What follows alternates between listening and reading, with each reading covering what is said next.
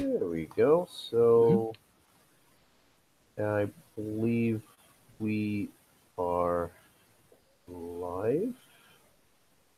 Hi guys. Yeah, we are. Definitely here. I can see us on the interwebs. Mm-hmm. The mute is here. Give me a second. Luis and Luis. We'll post the link here on our wonderful Twitter pages, which has been sent. We tag you guys though, but anyway, let me.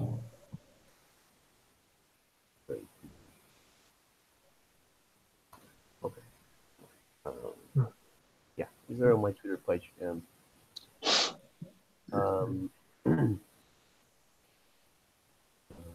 kind of bit rusty with this, but if you guys might want to notify your followers. Mm-hmm. I'm trying, but no. Louis has already done it, so I'm just gonna go here very quickly. One more second.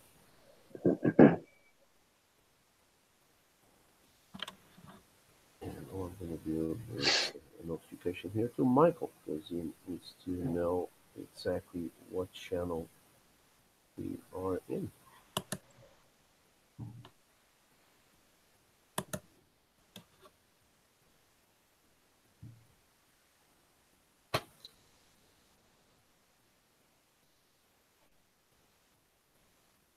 Okay. Mm-hmm. We're all set. I was just putting the link of the video on Twitter, and Michael has received that now, so you can always retweet to his followers where we're at. So good evening to everyone. My name is Louis Michael. This is my pen name. My real name is actually the same as our other guest with the orange skull there. Is Luis. Yeah, I figured, yeah.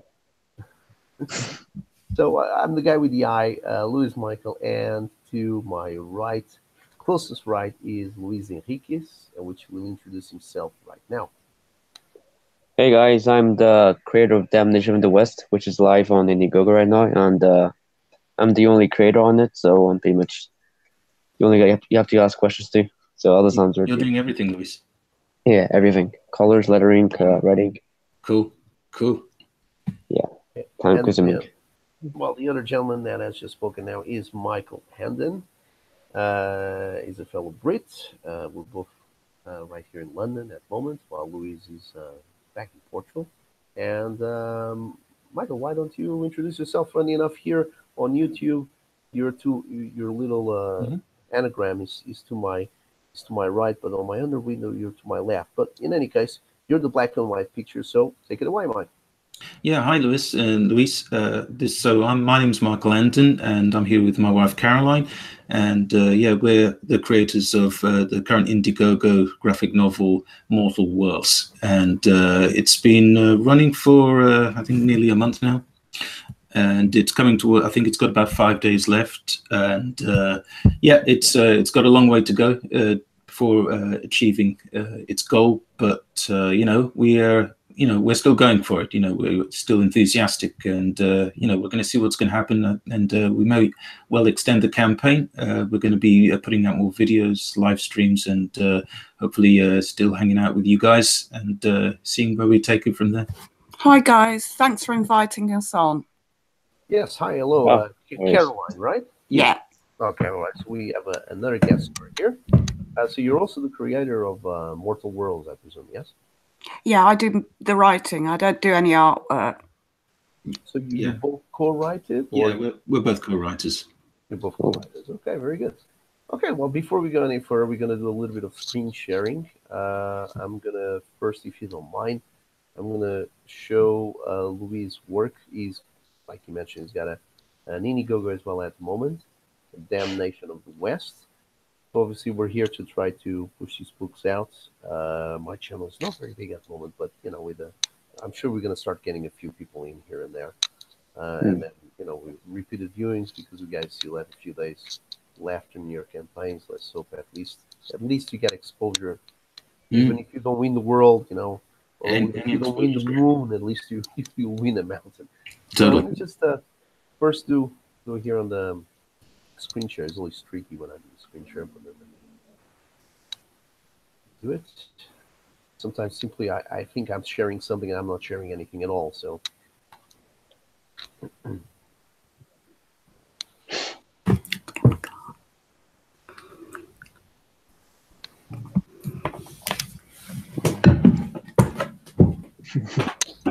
okay. So I don't know if you guys can see the Indiegogo page for Damn Yeah. Nation of the West at the moment. Yeah, I can't. Yeah? Yeah, I'm familiar with this one. Yeah, looks amazing. Really kind of atmospheric. Oh yeah, that was my goal there. Thanks. Well, I mean, quite interesting. Louis here was the first video on what Ethan Van Sciver was doing for the ones that are dropping by. Oh, And yeah, it Louis, was brutal portfolio reviews. I think it was. that's right. Yes, so you were actually the first one. Mhm. Well, Ethan Van Sciver is the guy that worked at DC. He left it for the ones that have been paying attention, minute attention to what's been happening in the comic book world. He went on his own now. He's one of the advocates for this new movement, Comics Guide. He's doing his own independent work now and launching it through Indiegogo with a very great success. And Luis here actually posted his work to him. And why don't you tell us how that came about? Because obviously at that time, and this was quite a few months back already, Ethan had just kind of started doing his YouTube channel. And one of the little things he did, one of the series of videos he did, was to have artists submit a portfolio to him, which he would have a look at, and then criticize it in whatever way he would see fit. So, Brutal how portfolio did you manage to reviews. see? Mhm. Sorry? Yeah. Huh? Yeah, Yeah. that's how I actually discovered Ethan Van Sciver myself, actually. It was like towards the beginning of the year. I think he was still doing quite a lot of those portfolio reviews. Yeah, that's right. He was. Yeah, he stopped doing them obviously because they give him more work than what he does now, which is much easier and not just goes live streaming and that's it. But Mhm. yeah, Luis, how did you actually manage to get him to do that? Because you were the first one, so maybe you got in touch with him. Obviously, you got in touch with him before he started doing them. So was it a Mhm. heads up that he said he was going to do it, or was it from you giving him your book to, or a few pages of your book to have a look that make him decide to start doing those videos? How did he went about it? Because I found that series of videos quite useful, actually, quite good, and it's a pity he actually stopped doing them. Why don't you tell us It a little is. bit about that?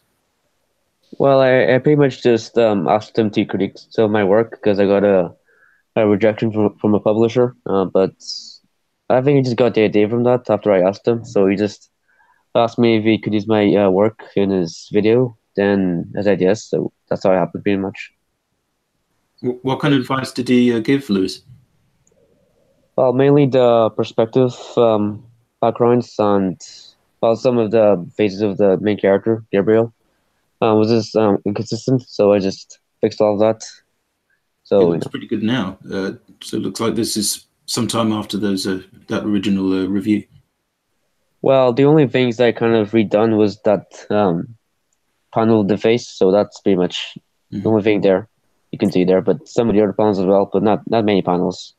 Do you mind if I ask what kind of influences does Damnation actually have?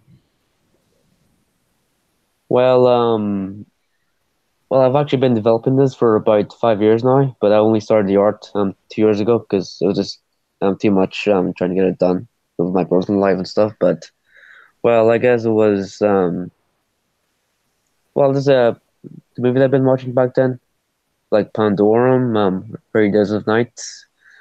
What else is there? And Pound well, is that the science fiction film? yeah, with Ben Foster. Yeah, I thought it was pretty good. Mhm. And I Am Legend. So yeah, Oh and yeah, that's the book or the movie? I had the movie because I just love that setting of an empty city with vegetation all over. I think it looks really interesting. Yeah. This is the Will Smith we were talking one. Yeah, Will Smith. Yeah, Will Smith. Yeah, I don't think I've seen that one, but I probably should check it out. You reckon it's pretty good?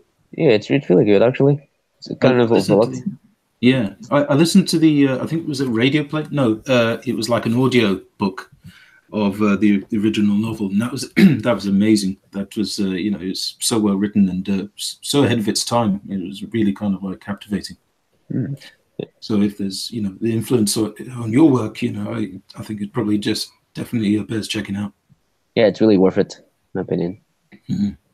All right. Yeah, I'm Legend is a great book, Richard Matheson. I actually is one of the few books I managed to read in one sit. I actually read that book over one night. It's a great book for anyone that has not read the original one. I believe that Stephen King actually says that he's his favorite writer, Richard Matheson. He thinks he's the best writer ever, which is quite a compliment. Yeah.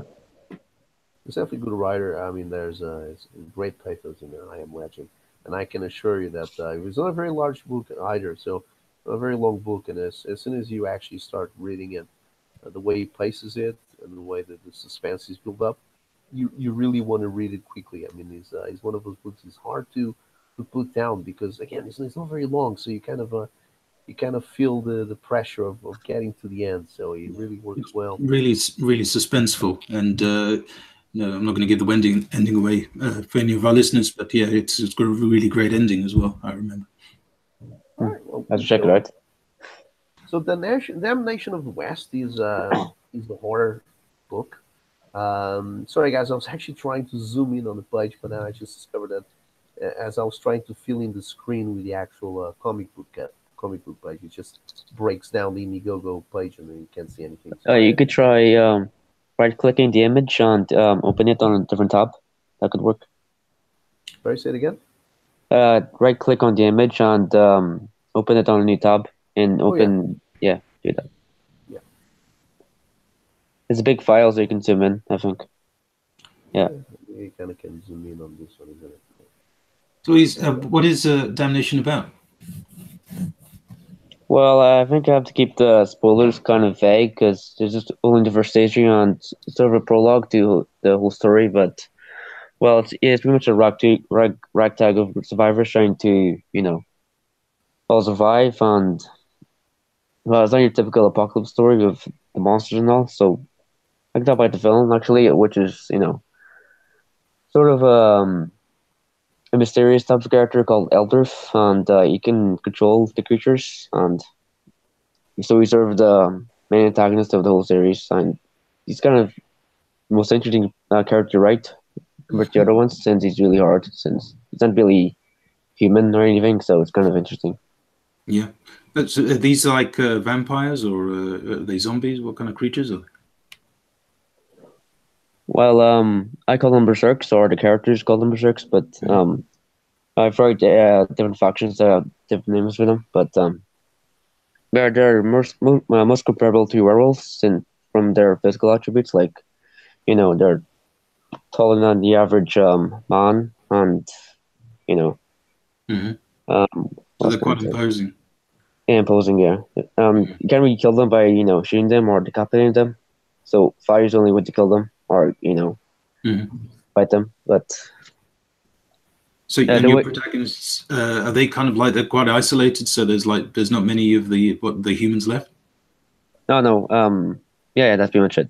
But the people turn to berserks. It's like sort of like think of it as like Alien with the facehugger. So there are these snake creatures called slivers, and their body mass is made of black matter, which they then go into the hole of the person, and then they pretty much just go inside and just.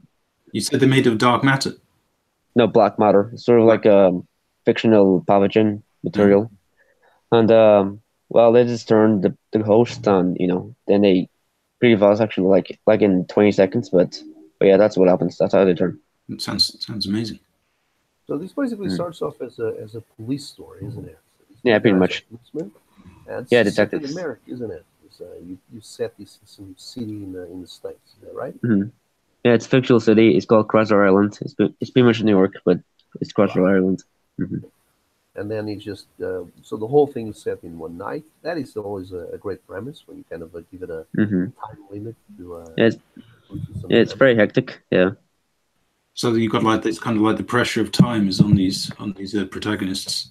And everything's happening so fast, so they don't have any time to process it. So it's very fast paced first issue.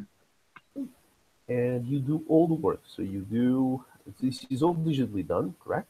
Yeah, mostly besides the pencil ink, which I scanned in. So that's the only What's natural. The pencil ink, the drawings themselves. Yeah, but that's all done. That's all done digitally. So none of this is done on paper, right? Well, besides the pencil ink, as Oh, in the sorry. So you do start with rough pencils on paper. You scan those, and then you do some digital inks, and then you start doing the coloring, right? On the computer. no, it's all Yes. pencil. Then I scanned it in, then just turned the lines black. So that's the inking. Yeah. Yeah. And, And obviously you do this washing have you and been coloring. drawing long, Luis? Well, all my life pretty much, but I only started. This is my first comic, so Yeah, it's pretty well, exciting. Yeah, I gotta say the It's like lettering daily comic. is also on point, which sometimes lettering for an inexperienced letterer or someone that has not dabbed with graphic design or anything like that, lettering is usually a little bit of a hurdle. But you're cracking these letters quite well. I especially like all the sounds here and all the extra sound effects, and the way that you blur here the background, the attention here having more in focus. thank you. This is a great shot. Yeah, Plenty, it's plenty very of work went professionally into this. produced. I really like the colouring and the texturing on this one. It's great. Oh, thank you. Well, I tried to do like a film grain, make it look more a little cinematic. Oh, that's great. Yeah, Yeah, great no, idea. it does that. I like that there's some obviously there's some thinking behind this. Like you just mentioned, the grain. I can notice on the actual Mhm. program here, the painting program you're using, the fonts that you're using. You can see that you're obviously adding something there, something extra. So yeah. So how long has it taken you to do this, and how many pages is it? Then? Well, technically 2 years because of stuff getting in the way of it, but it's 61 pages altogether. How many? 61. 61, yeah. That's it. And so this is you call this issue one, or we would call it probably a book one, isn't it? Because Yeah, book one, yeah. quite big. So and this is still the first part of the saga. So this is the issue one and part one, right? Of a two issues, a two books story arc. Is that right? Well, issue two is called Black Matter Part Two, but it's the start of a ongoing series, pretty much. But yeah, it's like it'll take years to finish the story, but yeah, that's my plan for it. Right. So hopefully these series they survive the ordeal and they carry on to the next issues, I guess, without giving it away. Yeah, you could say that. Pretty good. Yeah, because Okay. spoilers, I can't really say anything. Mm. I have no idea if anyone is watching us, but if they are, and they want to put any questions through to the artists here and the creators, please do. This is the moment to do it. As this campaign here, sorry, I'm not zoomed in. This campaign here, you still have a month left, so this is quite a long hmm campaign, isn't it? I guess you chosen what 60 days or Yes. that's What the was it? maximum, isn't it? 45? Yeah, 45 days. 45 days. Yeah, because Okay, I knew I didn't have a base audience, so I just figured might as well do it longer, It so made sense. so how long has the campaign been up for? I had a feeling it was more than 15 days, wasn't it? Since the 13th of September, Okay, so a since the month. 13th of September. So there's been a month already, and now we got another month left. hmm So yeah, okay, so that's almost 60 days, isn't it? So okay, very good. We still Yeah. have plenty of time to go over it. Now, Oh, yeah, and I'm making a motion comic trailer for it, so it might. No, I'm just doing a trailer for it. you have something here already, which I'm not gonna press play It's because pitch. from past experience on these live streams, when we press play on these videos, they start cracking down.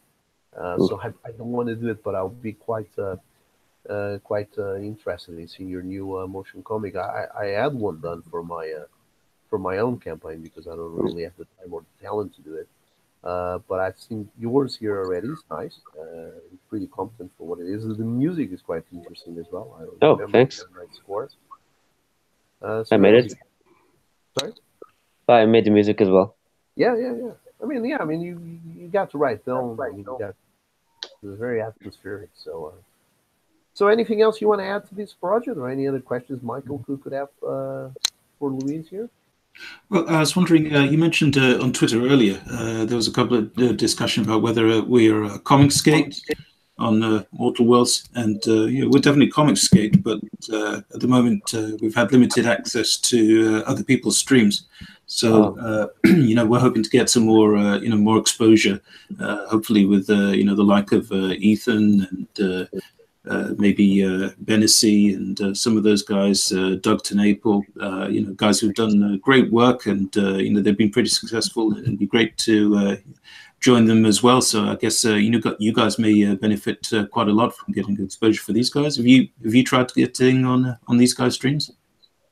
Well, I've only been on John Malin's and Edwin's stream so far, but I can hook up with some guys I know if you want. They're pretty small, but they're really nice guys. Oh yeah, definitely. Oh, that'd be great. Thank you. Thank you. Mm-hmm. No worries. Comment on the promo video. Can you just pull it up again for me? Because I really like the kind of the light effects on that against the dark. It's really well done. Oh, thank you. Yeah, it draws you in. It really makes you want to click, see what's going to go on there. Cool stuff. I always found this kind of art quite interesting. Obviously, I'm not really sure if Louise is trying to kind of emulate a particular art style. I know from hearing him explain how this work came to be that he pretty much does it. He does whatever inspires him most at a certain time. But I find a lot of these designs, a lot of these backgrounds, slightly kind of abstract. I like this construction of space and figures. Everything is not really perfectly lined up. There's no necessity of doing everything in the perspective of it. And I think, I think it's the right kind of art for the right kind of theme, and that's something that is very, very important. And I keep on stressing that for any upcoming comic book artists. They have a concept, they have an idea, and then they go on to choose what kind of art is more suitable for their story. Now, obviously, I'm not just talking about. I'm mainly talking about to the guys that have an idea, wrote a script, and then are looking for an artist. And that is a very important step, obviously. It's not just picking an artist out of a hat, just because the guy might be affordable or might have a name. You can pick the most expensive artist in the world just because you're a millionaire or whatever. You want to do your own book. It doesn't mean it's the right kind of art for your right kind of story. There's always a very important step is a marriage of the art and the story. Get the right guy for the right kind of story. Don't get the guy that does Looney Tunes to do this because the clash is going to be too strong, and I'm pretty sure the message doesn't come across. So I like what Luis does here because this is his story. This is the story he wants to tell, and these visuals marry the story. Yeah. I'm glad you guys actually did do your own artwork. I'm a big fan of writer artists too. I think I like it when you get a singular vision. Sometimes, just kind of like, you get a more direct impression of what the creator wants to convey than necessarily if somebody is working with somebody else. They might be in sync, they might not, but with a writer artist, more or less, you get exactly what they kind of envisaging, I guess. Oh yeah, absolutely. We will be donating to that. Yeah. Go ahead. Sorry, Caroline, you were saying something? Yeah, we will be donating to that after with the live stream. Okay. Yeah, obviously in this show, I like to bring mainly guys which are both the artists and the writers. Mainly the artists. It's obviously not to say that the writing is less important than the art, but as we all know, an image can speak for 1,000 words. So the guy that can tell me a story without use of a single word, for me, is already has a pass. Yeah, a picture tells 1,000 words, as they say. So obviously, the person and then adds a good story to great art and better. Comics have been on and off. They've been a battleground for art structure like that. I mean, one of the most famous things is the Marvel method, where the guys would have just plotted an issue. They would go on to do the art. They knew how many pages it was. They knew what was A, B, and C Yeah. of that particular issue, and then the actual pages would come back, and the guys would add the Yeah. script to They the. kind of like they conceived that idea, didn't they? Just a very rough idea, maybe of the kind of the plot and stuff, Absolutely, yeah. and then the artist would kind of like do their own impression of that, and then finally the writer will kind of fill out the dialogue, kind of make it up almost after the art is finished. Absolutely, yeah. I mean, and in the U.S. folks, the Americans always had a very good grasp on the three-act structure. So that's why most of their movies, wrap up nicely, and they're always crowd pleasers. Yeah. And that's why it's good that I have a couple of Europeans here with me, because we Europeans are slightly different. We like more of a five-act structure, I would say. I mean, we do things in three acts as well, but there's the theater tradition in Portugal, I was saying, in Europe, England, and everywhere else, in Italy and all that, which is more our stories are a little bit longer, and they have a slightly different structure. So when you look at comics done in Europe, they're slightly different narratives, and that's Do something you, we can discuss do here. you consider yourself kind of more of a European kind of writer, Lewis, than kind of like you're less kind of affiliated with the American style of writing and comic books? Yeah, well, for me, that's a very good question. Actually, the book that I'm working at the moment, which was the one I had on Indiegogo, and I will relaunch, it's 5 issues. So again, it's got kind of follows the traditional and antiquated five-act structure, but at the same time, it's aimed at an American comic book market. So each issue has a clear three acts in it. So that's why each issue is about 30 pages long instead of the usual 20. So I kind of stretch those three acts in a way that is pleasant and is not too overbearing over the reader. At the same time, the story as a whole is a little bit more complex than just, guy finds a problem, fights the problem, solves the problem. So it's more than that. That's There's a interesting. bit more space for that. Just like when you do a movie now, when the studios do a movie, they also have the pressure of having to have a really solid, tight script, and that's why they do sequels. They do sequels because it's not just a cash grab; it's also because sometimes the stories cannot be told in just one movie. They really need more time to stretch their legs, and at the same time, that's why television now, with a lot of shows, it's the preferred area for a lot of creatives to work on.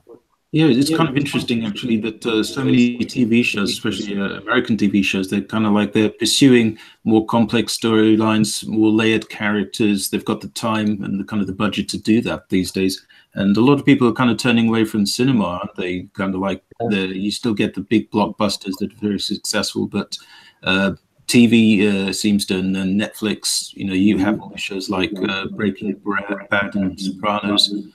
They're kind of they get draw people in deeper, don't they? Absolutely, yeah. I mean, actually, sometimes it works in their detriment because, for example, the Marvel series, which are right now on Netflix, I'm a very big fan of the Daredevil one. I think it's great. Every season has been great. The other ones, not so much. I think Iron Fist and Luke Cage kind of drag down a little bit. No, got Although cancelled. it was good, actually. Do you guys find that do you prefer the movies in general than the kind of the TV shows that Marvel and DC are putting out? What do you think? I guess Daredevil has more quality than the movies, to be honest, because it's I think it's more deep than your average Marvel film. Yeah. Yeah, I wouldn't say that the Marvel films, they're very entertaining. They're not that deep. There's not a lot to chew on, I guess. But I know. they're very kind of spectacular, and they do exactly what they're designed to do. But if you're looking for something kind of really kind of immerse you more and think about and talk about with your friends, the TV shows are probably have more going for them. Yeah. Tell the truth, I think the DCU kind of did that, but said they kind of like stick to their plan, and they kind of just screwed it up with Justice League. But I kind of enjoyed Man of Steel and BVS, so I kind of appreciated that for trying to be something else. Well, they're kind of at the moment they're kind of trying to rehaul, I guess, the kind of the DC universe, aren't they? They're still looking for their, you know, their sweet spot, something that, you know, Marvel the cinematic universe have kind of like already achieved. They've got their formula, and I guess DC universe, the movie universe, they're still looking for their kind of like their perfect formula. Yeah. I thought they cracked it with Wonder Woman, but it looks like after Justice League, you know, people weren't so crazy about that, even though the Wonder Woman was there again. But you know, maybe things are going to improve with Aquaman.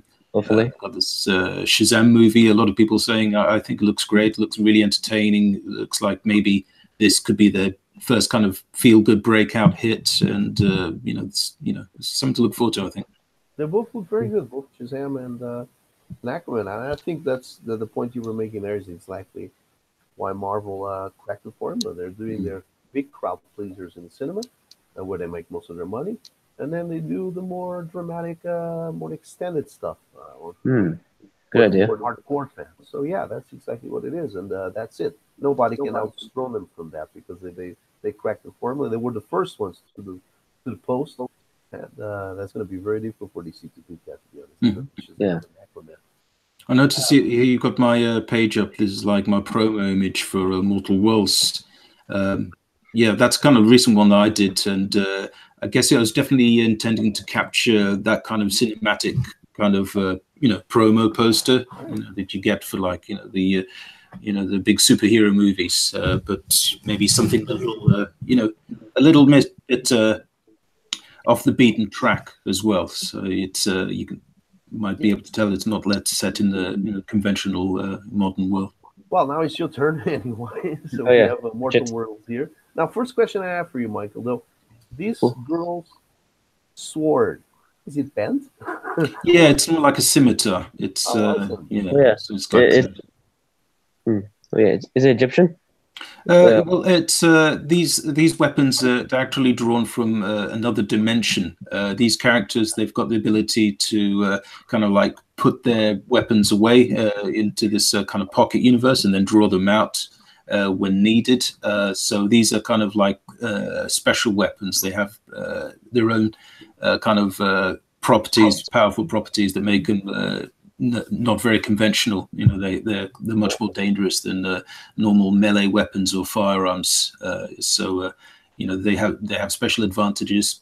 But in terms of the characters themselves, they have the ability to use these weapons because normal people can't do it. These characters, they're able to tap into a power source, interior power source called charge. Which is it gives them superhuman abilities, you know, speed, strength, endurance, stuff like that. But at the same time, when they use these, they kind of use up their own life force much more quickly. So although they don't visibly age, they are going to be dying a lot more quickly than normal people. So they're kind of like the lifespan will be much more reduced. And even more so when you use these weapons, they're deadly and spectacular, but at the same time, it's kind of like a deal with the devil.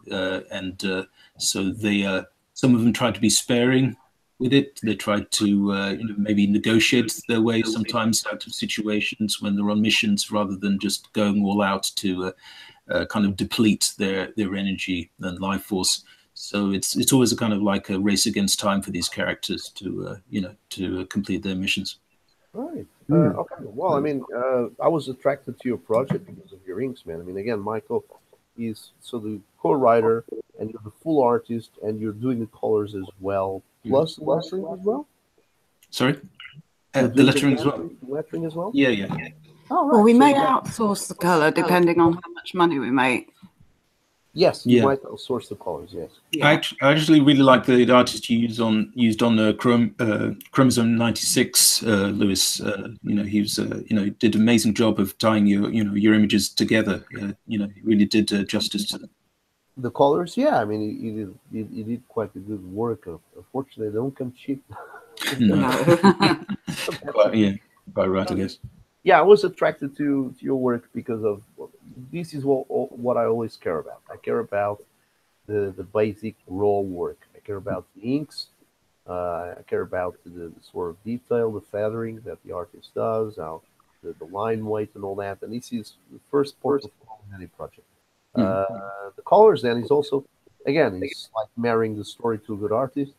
The colors is also very delicate process because it's marrying the right inks to the right colors. You never want to kill your work here. I mean, if you've done a wonderful work on the page, which I believe is to be the case, you never want to destroy that. You always want to emphasize the good stuff in the page and not to bring it down. But before we get there, yeah, I mean, I like your inks, but obviously you have a big story here, plenty of characters. I find that is a very good concept. The concept that they have, they can hide their weapons in their pockets, and they need this extra dimension to kind of power themselves. Yeah.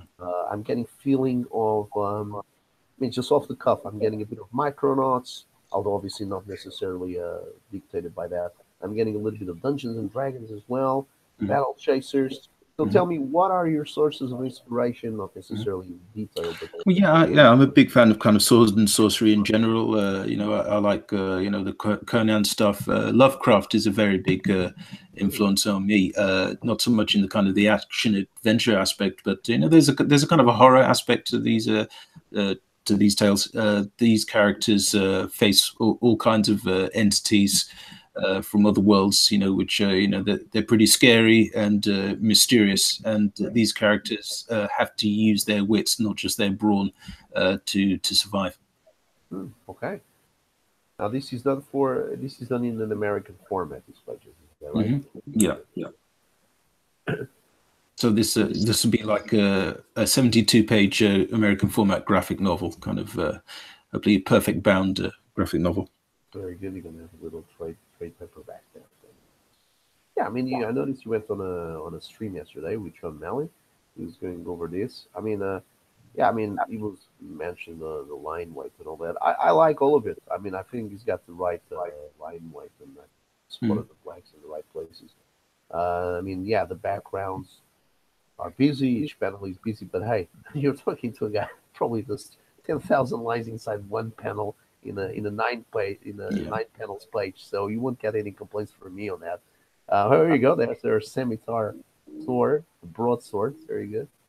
I like this very much. I mean, for example, I find this page, these panels are very dynamic. I like to try and give people their money's worth. So yeah.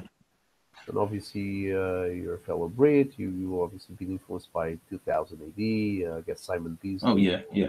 I can feel that. Yeah, we're both huge fans. Awesome.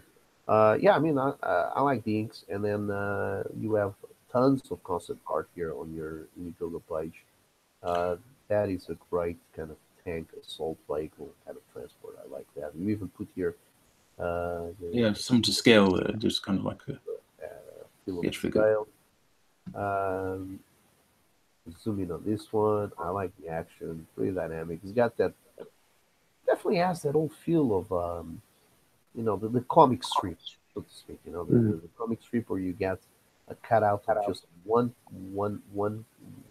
tier of panels per newspaper back in the old days. It's nice. It's constructed in that old classic way of comic books. I like all of it. Yeah, I was influenced to a large degree by Simon Bisley. You heard of him? I think you might have mentioned him, and also Brian Bolland, two British artists. Yeah, they're just amazing, and I've always kind of like wanted to develop a style that didn't emulate them, but was certainly kind of like drew some inspiration from those guys. Yeah, I mean, and then obviously you do everything here, the colors and all that. So if you guys, in your budget here of your campaign, you're aiming at 10 grand, but there you go, 10,000 American dollars. Yes, this will definitely give you a budget to hire a good colorist. Just, this shot here is very nice, I gotta say. I mean, you got nice light application here, with this spotlight here coming from the back. And I can see you have put a lot of effort in trying to get this, the location of the source of the light source. Yeah, we definitely like to get an artist to kind of be able to capture, these kind of values, but certainly to make everything stand out, to make it very well delineated, as you say, so that the story is very easily readable. So and also so that the black and white line work stands out a lot more as well. I mean, I usually, you know, I'm not a master artist, so I don't usually criticize um, arts to a full extent that some of the other pros might do. All I go is by what I feel basically. If I feel something could benefit from a slight alteration, then I might throw that in. I love all these things to be honest. I for myself am like this. This is a book I'll probably read in black and white. You know, Mhm. I mean, obviously the pages are the panels are noisy here and there. And when I say noise, it's good noise for me. Yeah, so it's not bad noise. It's good noise. This is sort of thing I will leave in black and white. I wouldn't even apply grayscale to it. Now, obviously, you know, it benefits from some color. Yes, I think it does as well benefit from some color if it is the right color. I think uh, Yeah, the, we're definitely the right kind of colorist. Yeah, because some of the stuff could probably if it's not done right, it probably would be better left in black and white. Yeah, yeah, absolutely. you see the gammas you're going here for. You know what? You know who you need. You need a guy that colored my covers of issue one.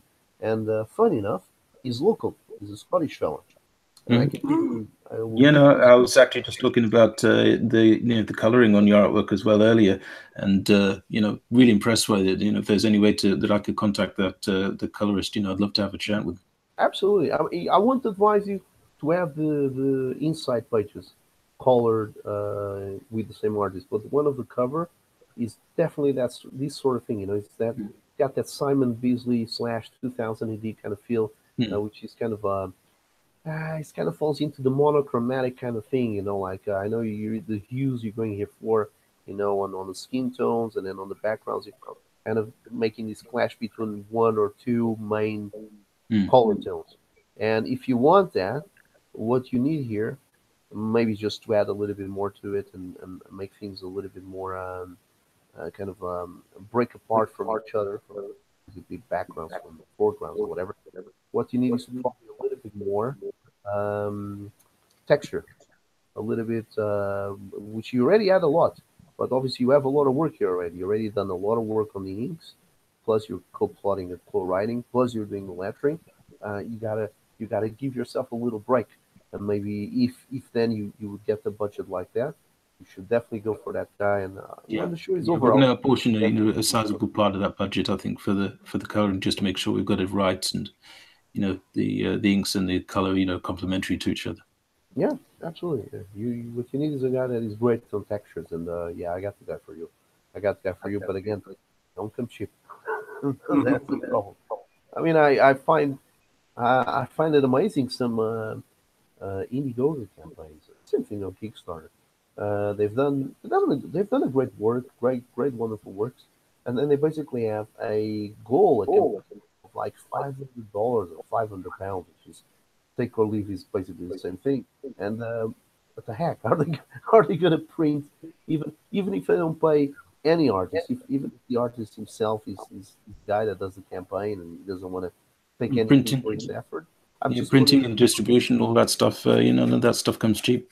Yeah, exactly. I mean, I'm just wondering how they're going to print. Let's say if they have, let's see if they have their main tier here, their main perk, right, which is a copy of the book, and obviously you charge $20 here for it. And if they get like 200 people here or 300 people here claiming this, hopefully, every Mm. campaign should be doing that. How are they going to print 300 copies with £500? It's just impossible. It doesn't happen. It's impossible.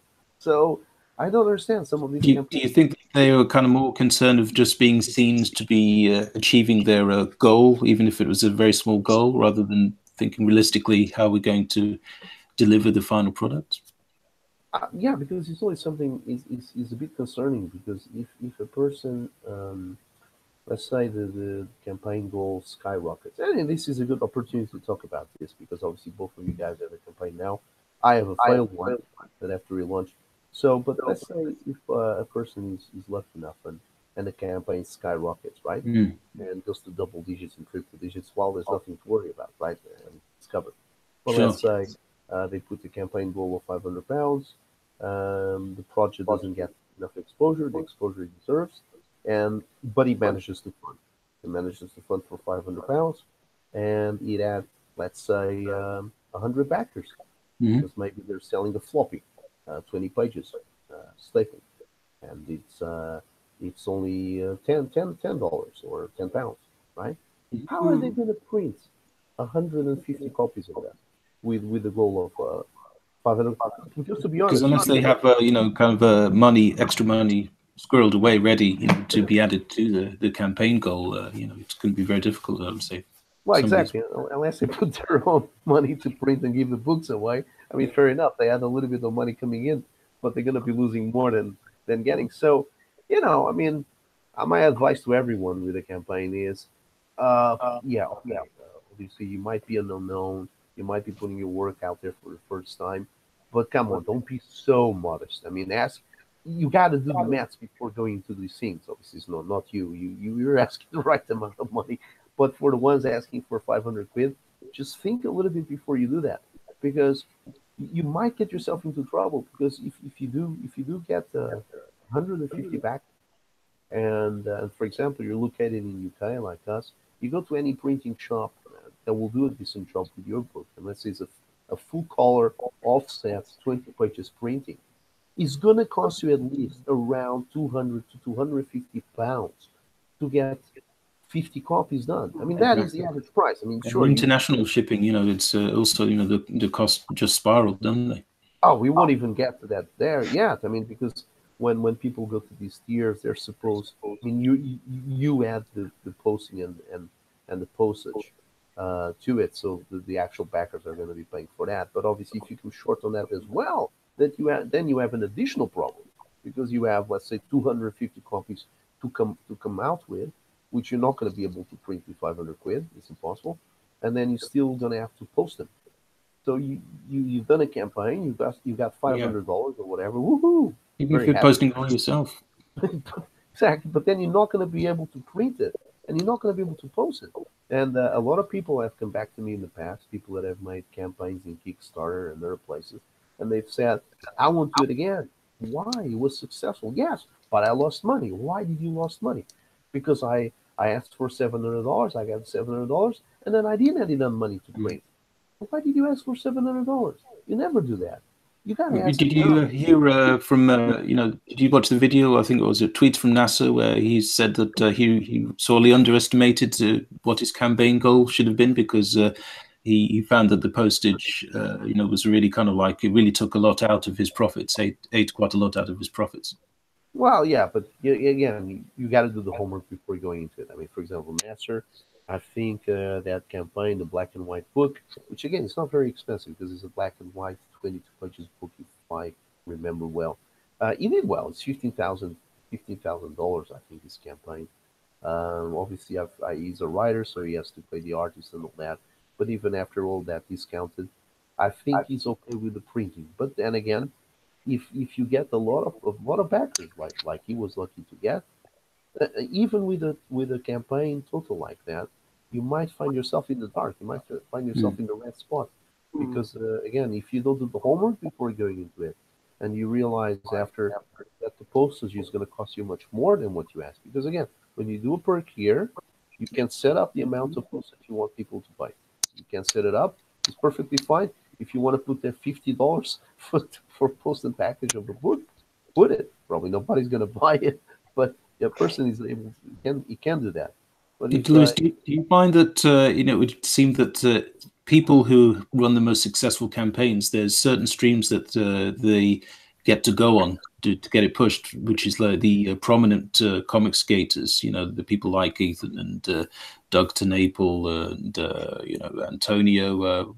These guys seem to be like the ones who draw the most attention, so they get the most viewers, and so you can get the most exposure through these guys, but it's not that easy to get on with them. So you've got to just do whatever promotion you can. Yeah, that's what I've been noticing lately, actually. So, I don't know, it's a touchy subject, I think, because I can't really go against them, since I believe in what Compensate stands for. But yeah, it's obviously very obvious that that's what's going on right now. Yeah, we believe in it too, but there is a level, I guess, of frustration in terms of promotion. I know. I mean, there's only so much time they can give to any one project, because as time goes on, more and more creators get out there, more Comicsgate creators, and they all hopefully are looking for that kind of same level of exposure, and that kind of stamp of approval, so that audiences are kind of reassured. Yeah, these guys, have got this, they're part of the scene that we want to. But Comicsgate is for choice. It's to give the market a wide range of choice, and it's kind of important, therefore, that everybody's promoted. It's freedom of expression as well. Lewis, have you tried to get onto these guys' streams as well? Yeah, I mean, we, both myself and Louise, we've been in contact with these guys for some time now. Actually, my model operandi was a little bit different because I have a decent following on Facebook, and I've been promoting my work and this particular book that I'm doing now on Facebook for quite some time. On Facebook and other sites, I've been on Living Art, I've been on Instagram, and a few other artsy places. And but do you make a lot of videos? Sorry, do you make a lot of videos? No, that's the thing. You see, my platform, my online platform, has been set up many years ago, and I've actually, I've been investing a lot of time in a lot of sites. The problem is, this project, my project, was actually going to be released on Kickstarter. I actually have a platform on Kickstarter with a series of followers, but then at the 11th hour, just starting last year, the end of last year, seeing this uproar of some of these guys, the comic book pros, coming out and kind of becoming rebels, and the stuff that they were saying, although I don't have a particular horse in the race in the American comic book industry, I kind of felt that the stuff they were saying made sense. It's the same stuff I always felt from the American comic book industry since the mid-90s. So it's not actually a phenomenon from the last 5 years or whatever they want to say, but it's been there for a long time, just getting increasingly worse. And in Europe... How do you feel that the scene as the comic book industry has changed, Liz? Sorry? How do you feel that the comic book industry, and perhaps mainly the US comic industry, has changed over the years? Do you think it's taken a turn for the worse? Because I definitely think so. I think that it's like this emphasis on identity politics has just kind of really taken the wind out of the sails. Definitely. Yeah, I mean, for me, it started actually before they started injecting all these all these kind of too much in your face political agenda, or it can be perceived as a political agenda. Before that, what I felt was I was an avid collector. Actually, I never stopped collecting Marvel comics since I started buying them, which was early 80s. When I started buying with my own money, with my little allowance every week, and I would buy 3-5 a month. I never stopped collecting them until literally halfway through the 90s, because simply the stories became the whole narrative became a bit stale, and then the issues and the books just became poor. They became poor stories. I've never been a big fan of DC. I used to collect them, but then I just kind of dropped, because DC, the problem I always had with DC is that their characters are all gods. I mean, Superman is obviously a god. Wonder Woman is a goddess. Shazam is a mixture of a bunch of gods. Aquaman is a god. They're invulnerable, aren't they? Exactly. So that's the thing with DC. I always like the visuals of DC. I like the way their stories are always so epic, such big splash pages and all that. It's just that I can never. There's not a character there. I can. It's hard to root for someone if they can't be hurt, sort of thing, isn't it? Exactly. There's nothing there you can relate to. I always dig the Marvel stuff, the little guy, the underdog. That's the sort of thing I like. So, unfortunately, I've always been a little bit more of that's most comic fans I know, including myself, that there's just something that draws you in to a character who is, they're not necessarily, invincible. They're not entirely sure of themselves. There's human elements to them. which everybody can relate to. Well, that's what invests you in the story, isn't it? Mm. Yes, I mean, again, when DC only creates characters that are basically meta-humans and they're just empowered people that can break planets in half. I mean, they have to make epic stories because otherwise the attention of the reader won't be anywhere else. I mean, they really have to these huge splash pages where there's 15 characters fighting and mountains flying around because obviously you can't relate to the characters, so you can only relate to the epicness. That's the great thing I that think Marvel it's interesting. Like even when Superman was first created, he was much more kind of wasn't as superpowered as he is these days, and has been for the last few decades. He was he wasn't able to juggle planets, so to speak. He was he could. I mean, originally he couldn't even fly, but he could just like leap pretty far. He could maybe be invulnerable to bullets and had super strength, but not overly so. It kind of made him a bit more relatable, I think, than how things came later on, where he was essentially just a god in human form, and and the only things that could be a danger to him was other gods. Oh yeah, yeah, absolutely. I mean, the concept of the original concept of Superman is exactly that. It's a pastiche of the strongman, which was the guys in the carnival, the popular carnivals, and that's why he wears the underwear outside because that's the way those guys used to be dressed. Used to be It's just kind of a kind of exaggerated kind of carnival character, wasn't it? He was and I think that people just that made it more easy to accept for people rather than imagine if he immediately was created and was able to fly at the speed of light and he was able to lift millions of tons. It maybe would have taken things too far for people. Although I guess there were there would still be similarities with all the old kind of like group Greek myths, tales of Hercules and Zeus, all these amazing powers that these legendary characters used to have. So I guess there's a bit in superheroes, in Marvel and DC. There's always maybe been a bit of that influence under the surface. Yeah, I mean, if Superman would have been off the bat straight away empowered as he is today, the reader wouldn't have understood it. It would be too much. I mean, the concept of light speed and all that back in 1939. I mean, he was basically a strong man on steroids. And it was a great creation precisely because of that. Not only are creations of their stable also perfect. Batman, the masked vigilante, which is basically a detective. That's why as DC Comics, the detective comics. And he fights crime with the access to the gadgets he has, which were completely reasonable for the time. Yeah, I always find it kind of like strange how frequently Superman is kind of paired up with Batman because their abilities these days are so different. So different.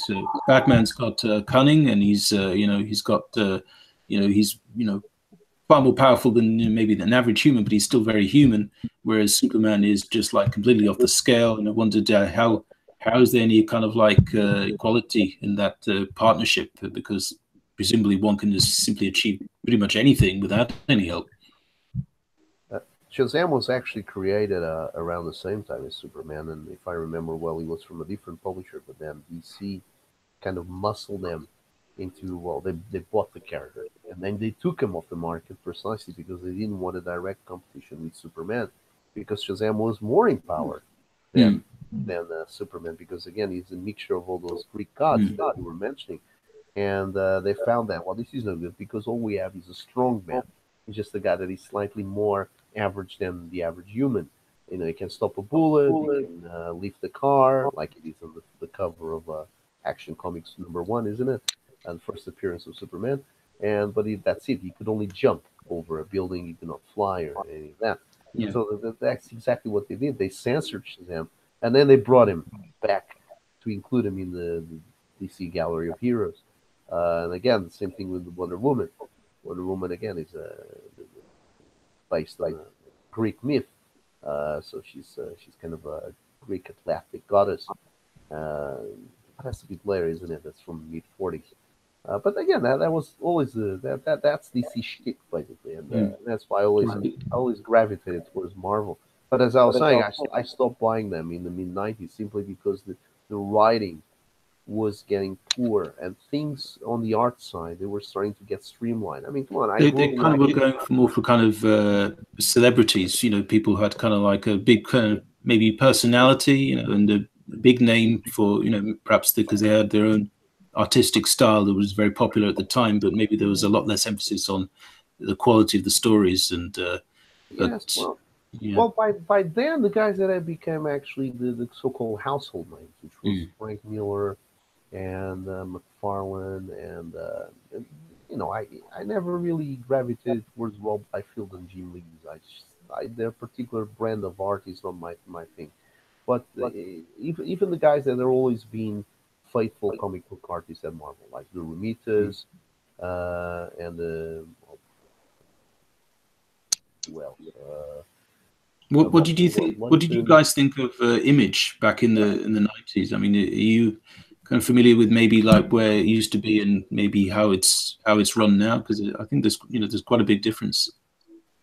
Oh yeah, There is, yeah.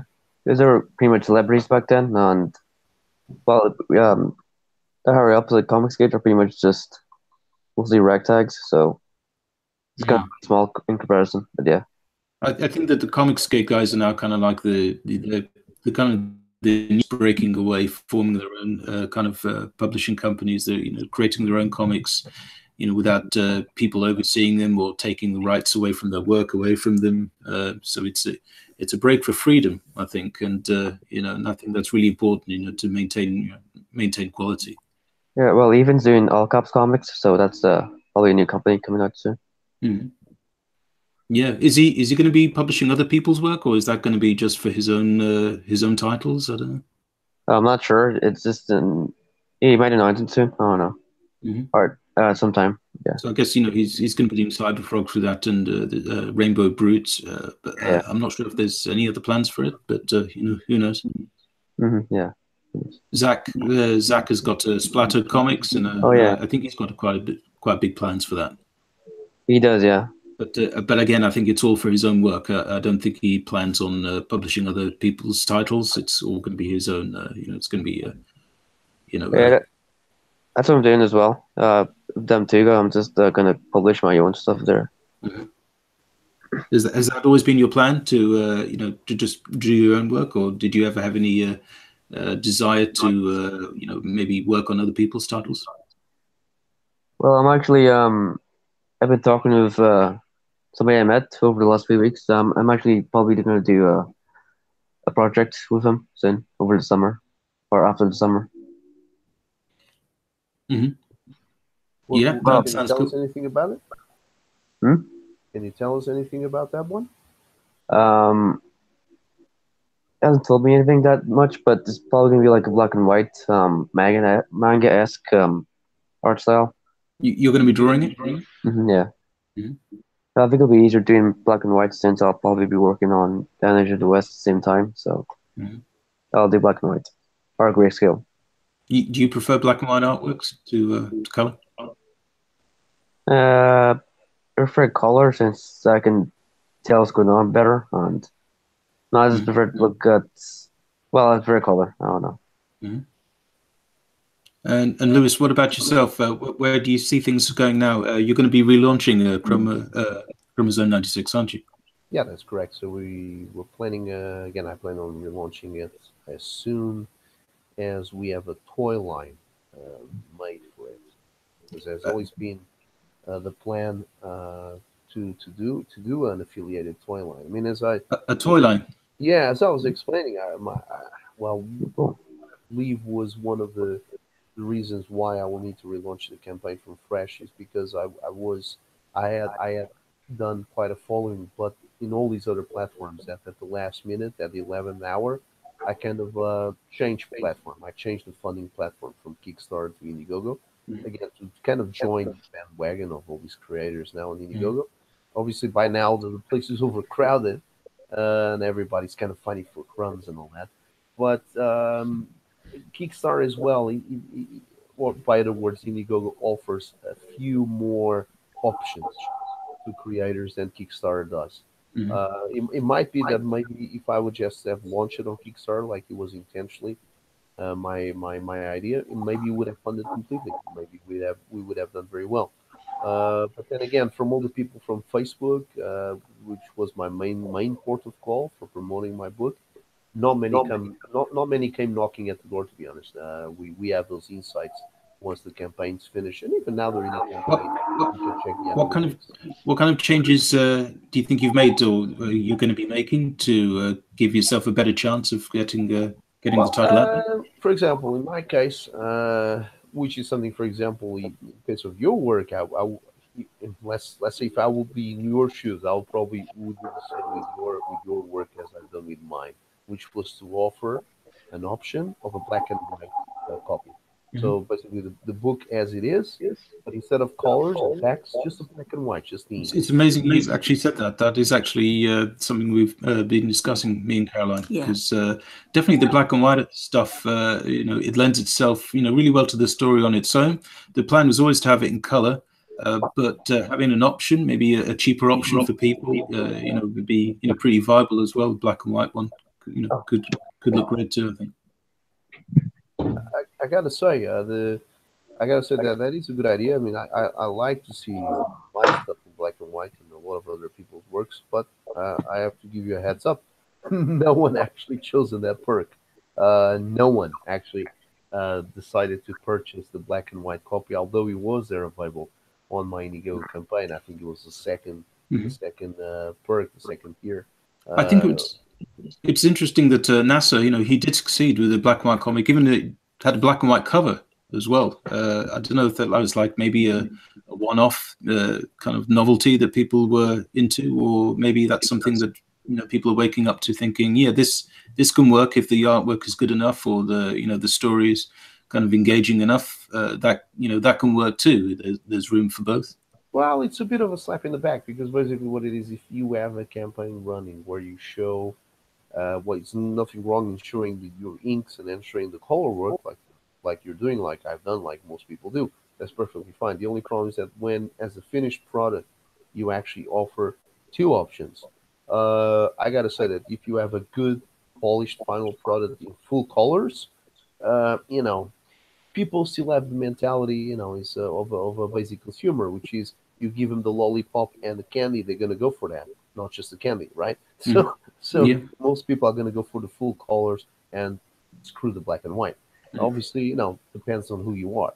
If you're a big name artist, maybe a lot of people are gonna pounce on that option to have pristine black and white master file. That's what we call our black and white version of the book.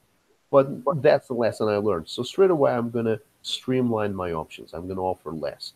I'm not gonna offer the black and white and the alternate cover. You And think that the different options compete with each other? yeah, I don't even. I understand a lot of these campaigns. They do the let me send you 3 or 5 copies signed. Maybe that's fine. Maybe people like to have more than one copy of the book. I don't know. Is Maybe that I'll maybe offer. like one to read and one to collect? Yeah, that's an option in my opinion as well for free copies. Yeah, fair enough. I think that's probably something I might have that. But really, what I'm going to focus now the relaunch on is to have an affiliated toy line with it. So I'm going to produce a few figures, and I'm going to Cool. give the option of having the digital and the book. So there's not going to be a digital separated from the book. So I'm going to offer both Are again. you Toyline? Are you talking action figures? Yeah, that's proper action figures, not with a lot of points of articulation, just basic stuff. But we're going to have that as a stretch goal. So basically, the campaign is going to be very bare bones. Now, why I'm going to do bare bones? Because basically, I've learned one thing: unless you're a very big name, there's no point in doing an overclouded campaign, offering 3 options of this, 5 options of that, and this and that, unless you have a big following. Either you're a big name or you have a big following, then everybody's going to harp on that, and they're going to pick and choose, and they're going to cherry pick, and it's going to all be wonderful. Yeah. But If you're just a if you're guy, a big name, people are going to be more inclined to be kind of completists, aren't they? absolutely, or again, even if you're not a big name, but you got a nice following, like let's say a couple of thousand people, if that's your core audience and they're interested in what you do, like a lot of guys have campaigns which finish at 2 grand and 3 grand, so between 1 and 5 grand, right? 5K. That's the sort of campaign where you have like 200, 300 faithful fans. And they're probably going to have plenty to choose there, and they're going to enjoy what you have to offer. But It's if like you're establishing a solid small fan base first of all. yeah, but if basically you have 50 guys or half a dozen people, and you're really trying to scrape off the campaign just by really getting to that goal that you really want, and it's a small goal, whatever, then my advice is don't do what I did, because I offered a lot, and all my fans they were wonderful people, but they got basically the main tier, the main perk, which was a comic book, full color, and that's it. And a Yeah. couple of them they chosen the posters that I put there, mini prints and all that. And a couple of them also went for the top tier, where I offered a few little extra things like a bookmark and stickers and all that. But they really didn't worry that much about all that stuff. They really just wanted to grab the book and see what it's all about. And that's my advice. Mhm. So what I'm doing for the relaunch is that I'm doing the book, which basically actually is going to be 2 issues, not one, 2 issues. So that's it's like the Close Encounters of the Third Kind. Yeah, Mhm. after it came out and was a big hit, Columbia went back to Spielberg and they said, "Look, we want to relaunch this. Give us a little bit more money, yeah, Mhm. but you got to put something else in it, yeah." So he added a few scenes. That's exactly what I'm doing now with the relaunch. I'm not offering just one issue. I'm offering issue 1 or 2 Mhm. separately, but together in the same perk. There's not the trade paperback. It's still 2 separate issues. So you basically get more for your buck. So you get Mhm. 52 Yeah. pages of art, and most people like quantity, especially when it's an unknown brand. How many They want. pages total is that now? Sorry. How many pages total will the new version be? Well, I mean, issue 1, as it is complete, is 28 pages. That was what was on offer on the first campaign. Second issue is 24 pages. So altogether now on the next campaign, for the people that really like to know how much solid weight they're gaining, it's 52 pages Mhm. altogether, spread over 2 issues. And we're gonna have an option with prints, so little mini posters. And then as stretch goals, we're gonna have the toy line, and even as another stretch goal, I will print and post the book in the States, because it's for real. I mean, we are Europeans here. We're doing our little channel, our little stream here, based in Cozy Europe, but most of our clientele is going to be 80% US based, Mhm. and as a benefit towards them, and as well, heck, I get to go there and have some holidays. Can I I ask will, I where will you got print. the idea of doing the toys? Because it sounds like a great idea for a perk. I don't know how expensive it will be for you, but it sounds fantastic. It's not cheap. This book has been worked for many, many years. We had a soundtrack as well. We had the toy line. We even have a game, a 2D game planned for it. Mhm. And the idea was always that. The Mhm. problem is to converge all that into just one campaign. Mhm. It's a huge amount of work, especially because I'm mostly one guy kind of farming out all this work, additional work, and then trying to conciliate everything into just one campaign. It's very difficult. And But the toy line as it is planned is not that costly. It will still be a little bit of money invested in it, and that's why it will be a stretch goal, because most people might not be interested in buying a figure Mhm. of again a brand which might be unknown to them, and they were probably gonna that's probably gonna be the cost of the tier of that tier is Mhm. gonna go above $100. You know, I mean, Mhm. after you, because we're gonna do 3 figures on the first series of the first wave of action figures. We're gonna have 3 of them, and they're all gonna be there as stretch goals in the campaign. But if everybody wants that, the full package, 3 figures, they come boxed in these nice individual boxes, and plus the comics, plus the posters, and whatever not they're gonna offer. Well, that's gonna cost money. That's gonna cost Mhm. above Yeah, $100. yeah. But This is all. people are getting their money's worth. Yeah, I mean, all these Indiegogo campaigns, basically, these artisanal work. I mean, this is artisan work, Mhm. and anyone that is an avid consumer of products towards crowdfunders Yeah. knows that they're buying into artisan work. So there's no way of doing these campaigns for $10. I Mhm. mean, you cannot do these 60 pages books like what Louise is doing, 62 pages books, and Mhm. offer an action figure, and then offer a black and white print and so what's and on for $10, $20. Impossible. I mean, Mhm. the consumer has to understand that if they're coming over, and obviously their custom is quite appreciated. It's due to them that we're able to release our work and actually print our work. But there's a lot of talk out there about lowering the prices. Well, Yeah. if Marvel wants to hire us and they want to take our books in and do our toy lines, yeah, Hasbro and all that, we can lower the prices. Yeah, that's good. Yeah, it's negotiable. Negotiable. That is the whole. And again, that's why I stopped sharing our work so we could concentrate in Comicsgate and all that. That's the whole principle, the idea. This is the option. This is a new market option. Precisely the stories that I stopped collecting back in the mid 90s because they were just getting boring. Again, like I was saying, it was not even a kind of superstar kind of thing because the big names had already left the mainstream by then. Frank Miller was doing his own stuff, 300, I think, mid 90s, and the guys went on to do Image.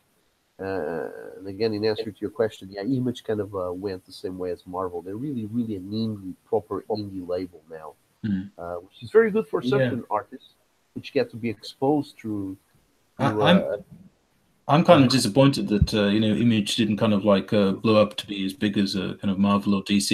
I think they always had that potential, but somehow they kind of like seemed to contract over time. They decided money wasn't the big kind of goal for them, and they wanted to be this kind of vessel for expression for a whole range of different kind of voices, but with no kind of real commercial appeal. They weren't worried they was going to become like an art setup rather than kind of a commercial powerhouse, which they always had the potential to be.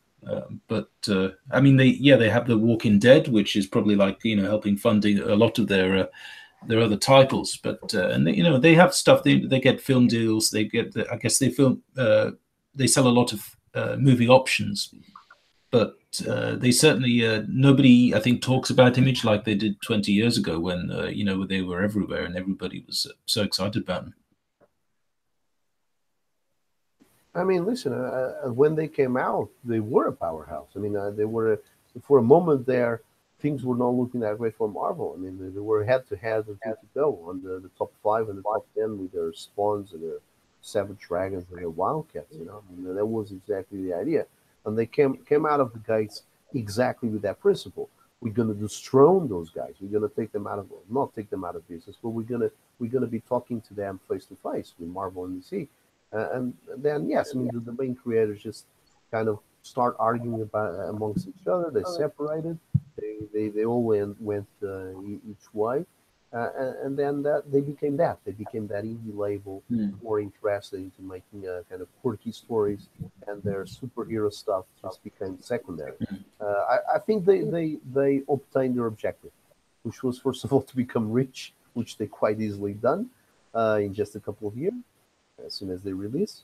And then after that, that's it. They've proven themselves in the market, and I think they kind of those kind of original guys, the founders of Image, I guess they're kind of all gone, haven't they? I think it's only Eric Larson who's still with them from the original crew. Oh yeah, apart from McFarlane, yeah, I think it's only Eric Larson that is still there. I think. Mark McFarlane's still with. Oh yeah, he's still doing Spawn, isn't he? Oh, he's still the CEO. Or producing it. I think Rob Liefeld is no longer there. Mark Sylvester is no longer there. Well, Jim Lee's definitely no longer there. But even Spawn doesn't sell anything like what it used to. So I guess McFarlane is much more kind of concerned about his his toy business than anything to do with comics. So much these days. Film as well. McFarlane became a multinational basically. He's no longer a comic book creator. He's a Walt Disney. He's like a brand name in himself now. He's a Walt Disney of indie comics. He does toys. He does movies. He does T-shirts. Who inspired you to get into the toy aspect of it? Was it people like McFarlane? Oh no! I've always enjoyed collecting action figures, and I've always I enjoy very much the concept, the kind of marriage of a different, a property, but kind of a multimedia crossbreed property. And for example, Masters of the Universe was a great example of that, which they basically was a toy line And then to promote the toy line, they did the comic and also the cartoon. And that's a great example of how you crossbreed an IP. Kind of I think they might be bringing that back, that toy line, because I think there's a movie coming out, isn't there? Master of the Universe. They keep on postponing it, but yes, in principle, I think now. Well, they already had a director, which I think he was the guy that did the scripts for the Batman trilogy, David Goya. I think he's David Goya. Yeah, wrote the Dark Knight, I think, didn't he? Yeah, he was directed. Probably something. I don't know if he's the right guy. For it. It would be great to see, a kind of big name like someone like James Cameron or, one of those, Steven Spielberg, try their hand. I know they're not really maybe not writing so much these days, but well, they are. Yeah, he's doing Avatar. He wants to construe an Avatar, really, doesn't he? With Master of the Universe, that always had the potential, I think, to go, make a great movie, because very, visually very exciting, but.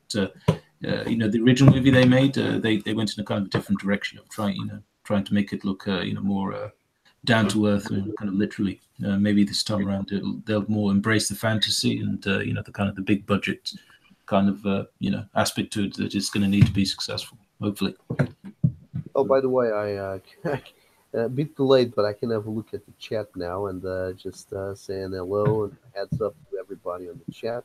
Hey, Luis, you wanna do a roll call of the people on the chat, because I can see you've been interacting there, but I haven't had a chance yet. So who's in the chat right now? Well, actually, my laptop's lagging a little bit. Let me. Oh yeah, let me see. Somali Olki is on the chat. It's really. He's interactive. That was Somali. Primark Sanguinius, yes. Welcome back. Thank you very much for your ongoing support. We got the Needle Mover Society, is that right? Yeah, that's Matthew Bailey. Awesome. Cool. And then I got you. Yeah, that's me. That's it. Luis, I wanted to ask, what about your perks? Did you have anything in particular? You've got something in particular that you're offering? Well, the free bundle perk as well. One of them is half price, so I get one half price, and oh sorry, what else? You get script as well with the first stagery, and that's pretty much it so far. At least that before the scratch roll, which I'll be offering you guys as well, in the 7,000 scratch roll. Cool. Okay, so I don't know if Needle Mover Society is still in the chat, but he was mentioning that he likes bulk perks. So I'm not sure also to help us out, because obviously, we got two guys here with the campaign still going. And guys, do not forget that you can change your perks anytime. I mean, you won't be able to change the perks that people already kind of bound. But you can always add new perks. You can modify perks by adding something, another one. Now he speaks about bulk perks. Again, I don't know if that's a question of what I was mentioning earlier on, of offering more than one copy. Like Michael was saying, some people obviously like to have one bag for say for posterity, while they have another one outside to view, or if he's referring himself to get perks which have more stuff on them. I would love to hear from the chat about what kind of perks the people there would like to see. What kind of media or what kind of products would they like to see to kind of like supporting the main comic. Are they into like kind of posters or stickers? And is there anything that we haven't seen on Indiegogo so far, which they may like to see and say, yeah, that would be a really nice thing to have as an overall package, bulk package. Yeah, exactly. Anybody watching this now, by all means, just write down exactly. Write down what you like to see in. What is the sort of tiers or sort of packages you like to see most? I mean, I'd love to. I'd love to offer an action figure or so with Mortal Worlds. I would actually like to see a range of toys based on them, because when they were, these characters were conceived, they were not necessarily just as comic book characters. They were just generally conceived as kind of multimedia type stuff. But this is like kind of like way in the kind of like in the future was kind of the plan. So I wanted to start off a small and see what kind of excitement we can generate, and then take off from there. But if I could find somebody to do maybe a one-off action figure or something, for the campaign, if people were interested in that, I'd love to hear. There's a Twitter user that makes models that can hook you guys up. But he's just starting off. Yeah, that'd be cool. Yeah, that'd be great. Thanks. Your book is great for that, man. You got also commercial characters there, so yeah, that's usually what gives a good action line. So, the figure line. The problem with a lot of the sculptures is, again, for them to provide you with a prototype is usually a bit pricey. Right. And for a prototype of, let's say, 2 or 3 figures to start with, that I mean, unless you want to do that at your own expenses, you will really raise the budget of your campaign. I'm trying to go. Yeah, I'm trying to really mitigate as much as possible the action figure, or the technicalities of this action figure line I'm planning. You're saying it's going to have like limited articulation, so is it going to be more like a figurine or something, or is it? Yeah, I mean, it will be a cross between an action figure and a figurine, so you'll be limited in size. It's around between 5 and 6 inches, mostly in the 5-inch scale. Which characters are going to be, if I can ask? Well, it's going to be one of my the main character. This guy here that the eye belongs to. It's like a guy with a spike. The monster. There's an orange monster with these commando trousers. There's going to be another guy, which is also in issue 1. The guy, for the ones that have seen the artwork, he's a guy that has a lot of weapons with him. He's like a super soldier. He also has commando trousers, because the commando trousers are then stolen by the virus guy. The spiky guy puts them on. What's the name of the hero? Sorry? The name of the hero in Chromosome 96? It's not one particular hero. It's just a bunch of guys that are disposable. And that's the thing with the Chromosome 96, is that you have a series of human characters.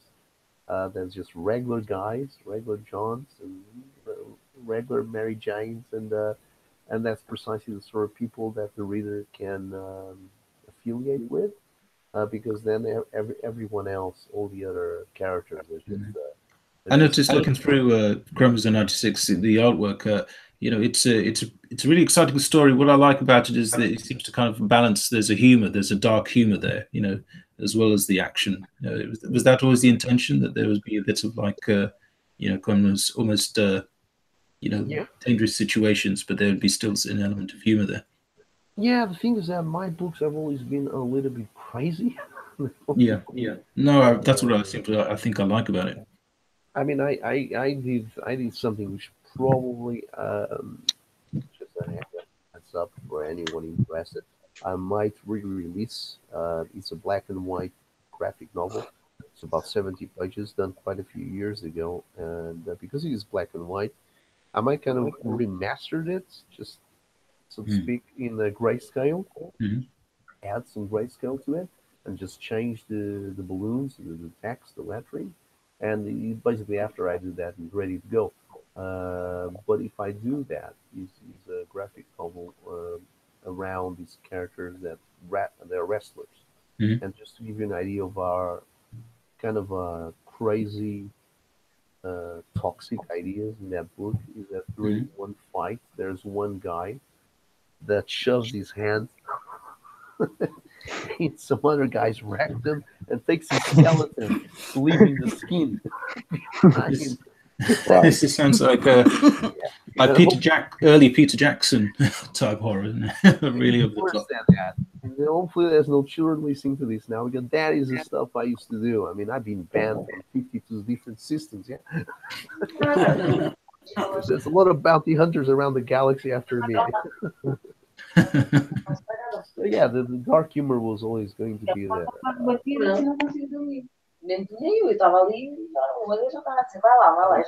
That's me. We've got a new guest on, have we? No, it's just my What is it's the window's making some noise, and it's my family. I forget it. Sorry. No problem. I know what it is. It's Luis. He's being told his dinner is ready. Yeah. Lucky Luis. What is it tonight? So I had promised to bring beers. Unfortunately, my throat is still bad, so I'm on tea. yeah, I think you promised beers earlier, Luis. Yeah, I did promise. Wait, no, that was no, it was just no, that was the wind that's blowing through the apartment. It was just the kitchen window, not my window. Oh, right.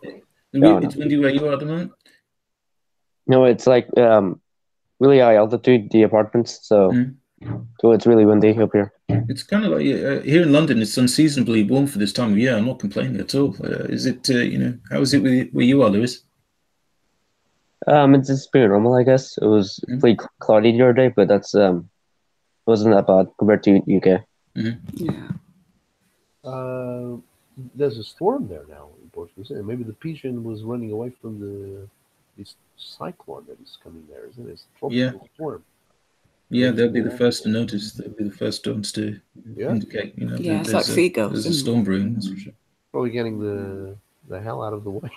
Yeah, leaving us to your house to hide from the storm. You're gonna fly away. Yeah, it's quite warm today here in London. I have noticed that today as well. I think Caroline brought up she's read that Mount Etna in Italy. Is it that's apparently that's about to crumble into the sea or fall into the sea, which could be bad news for a lot of people because well, maybe not about to, but I was reading something the other day that they basically use sound waves to gauge whether the ocean floor's moving, and so they say that it is crumbling. And if that happens, that there'll be a kind of like spectacular kind of tsunami, could wipe out a lot of places, kind of like what was it? I'm interested in geology, so I was just reading something the other day. Yeah, what was that movie where they had that huge floods? Was it Deep Impact or something like that? I don't know. Yeah, something going to be something at that scale, but there was.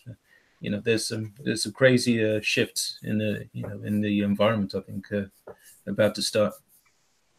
Well, I'm actually just reading about that now. Actually, yes, Mount Etna. I never even paid attention where Mount Etna actually is. So I guess it's really overseeing the sea. So it's right above the sea. Yeah. It's not inland. It's just by the coast.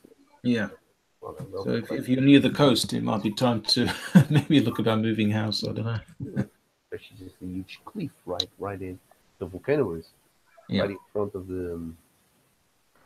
It's basically faces the sea, so it's like a cliff over the sea. So wow, that's gonna be interesting if it collapses. Precarious. It's been happening a lot lately with a lot of erosion in coastal lines. Around Europe here, so here too. We've had houses drop into the sea, haven't we? Around Cornwall. So, Louise, can I ask what your influences are? What in your artistic style? I didn't really have any. It's just I just did became natural. So but this is the third art style I used. I think yes, it's the third.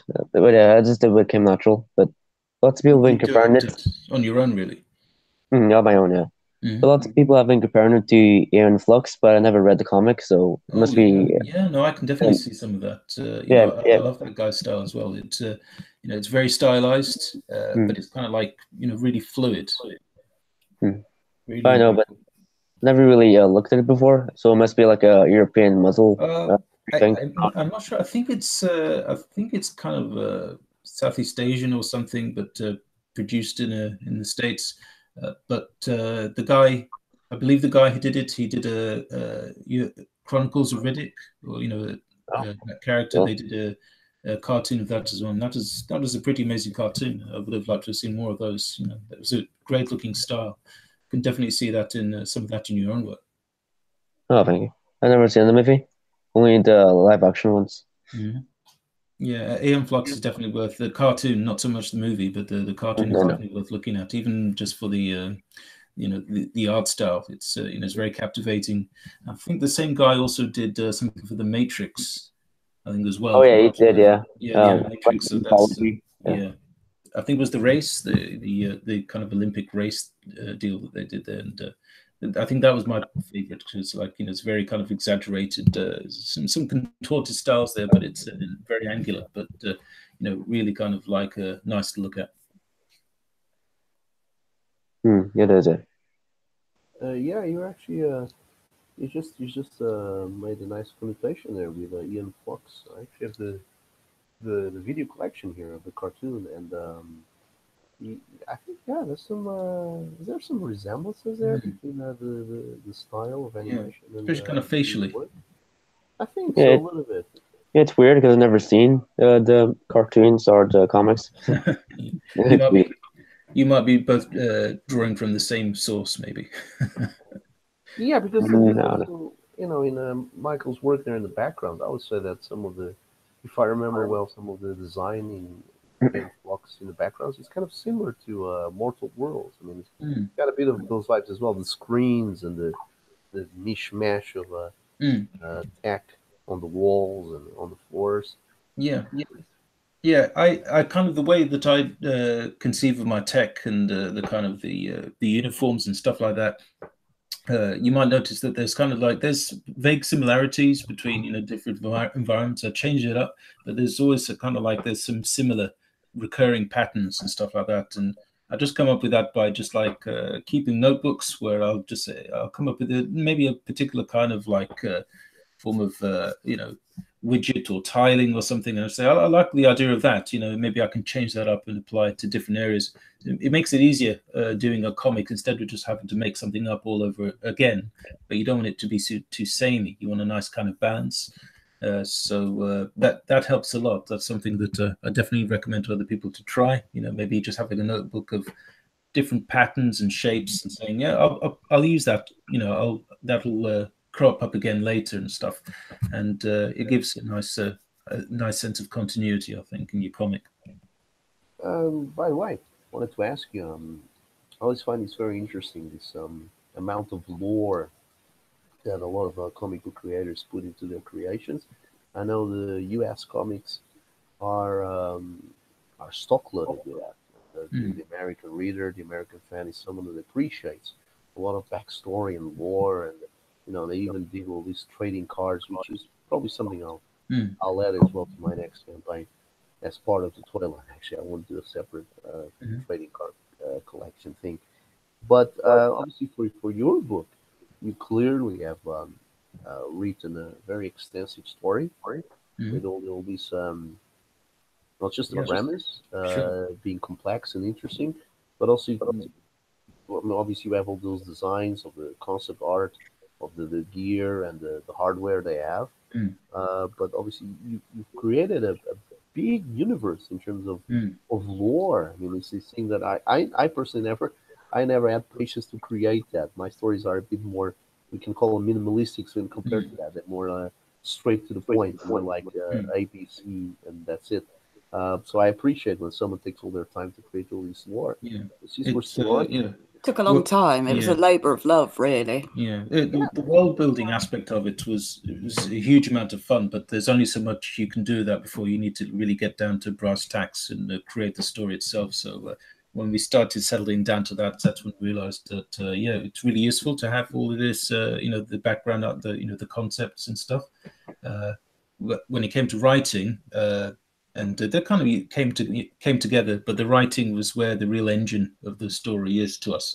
So we're very proud of the script that we have for Mortal Worlds. It's something that It's it is kind of a sprawling saga, but it's at the same time it's fairly straightforward. It's good guys and versus bad guys.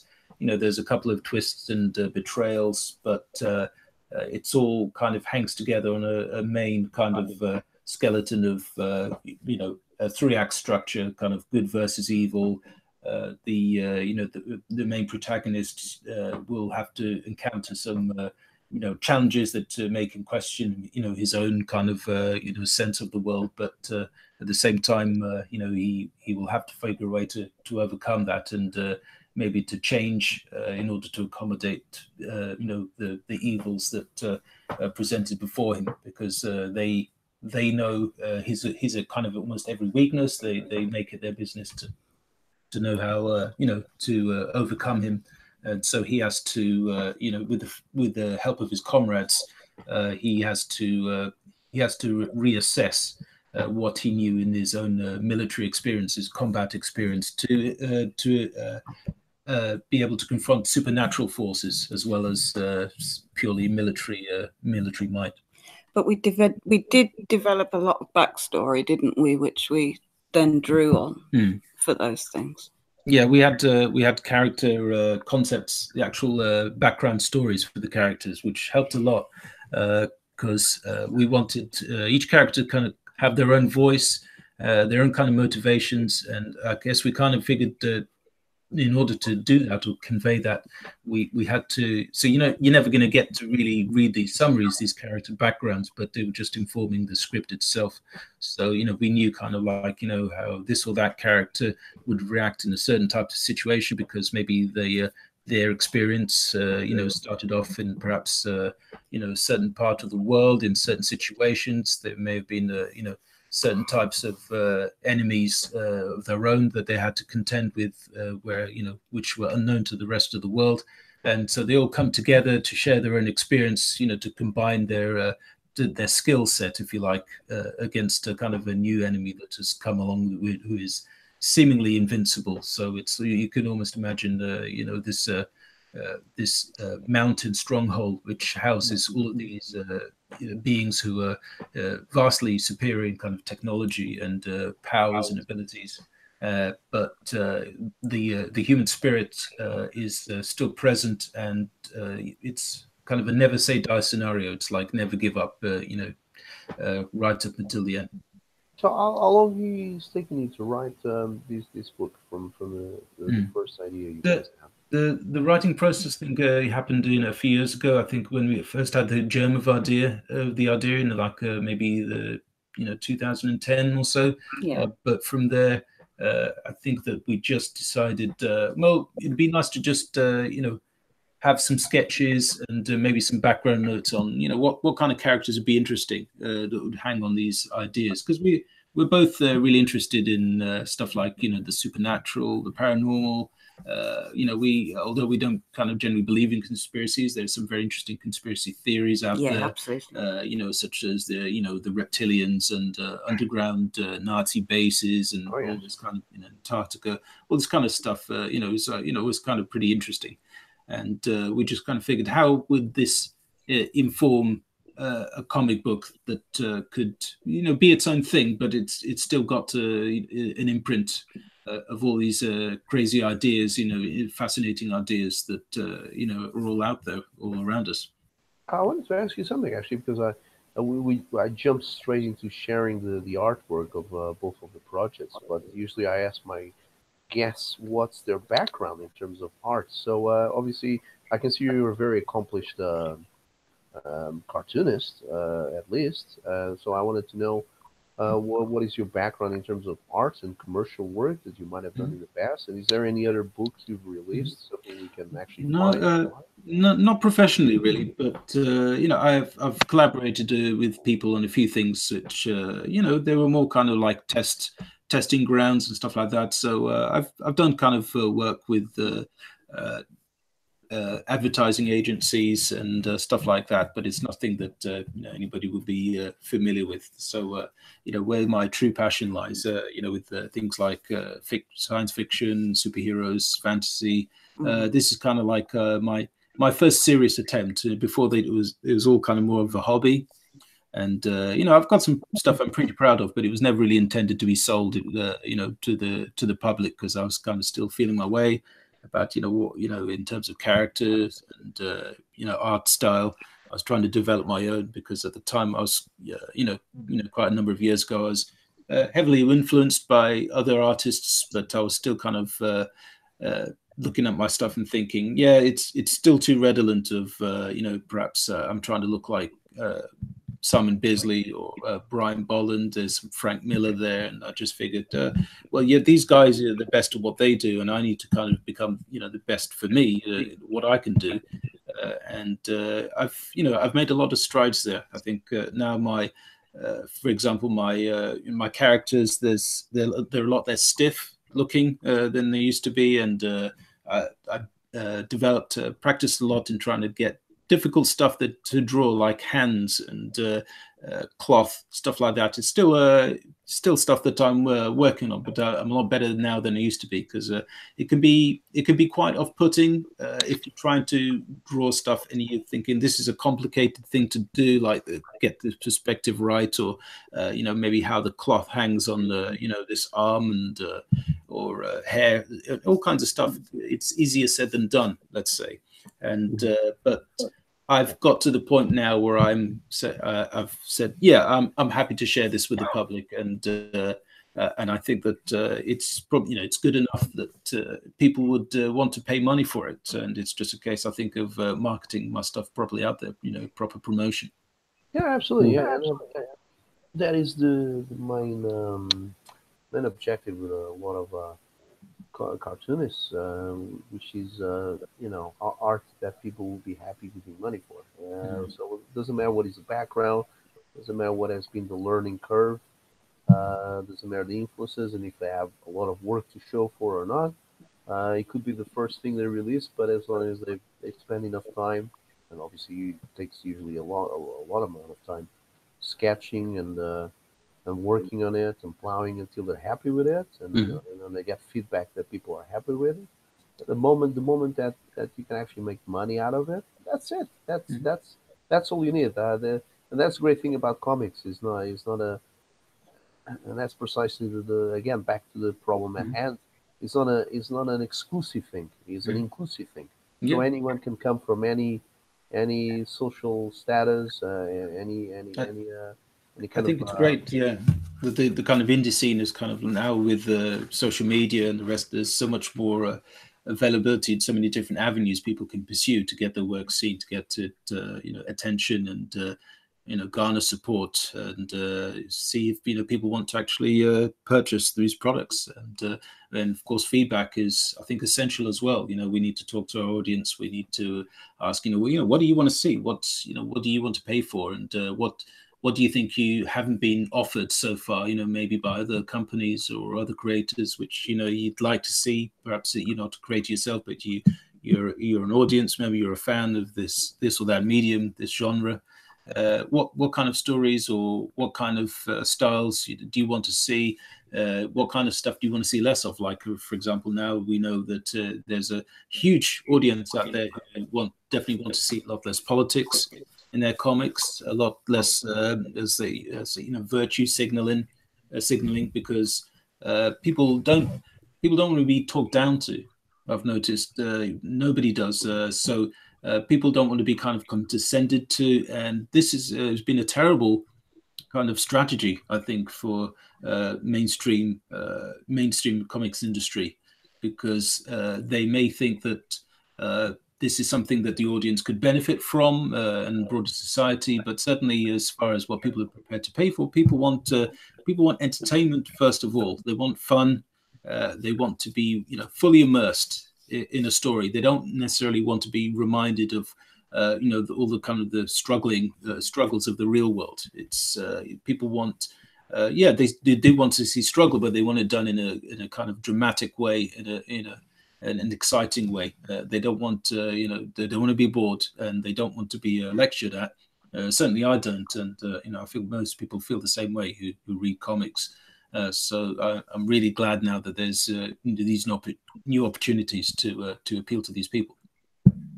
Absolutely. I mean, actually, there is thing we have to remember again, since it's the three of us here, the four of us here in the stream, is that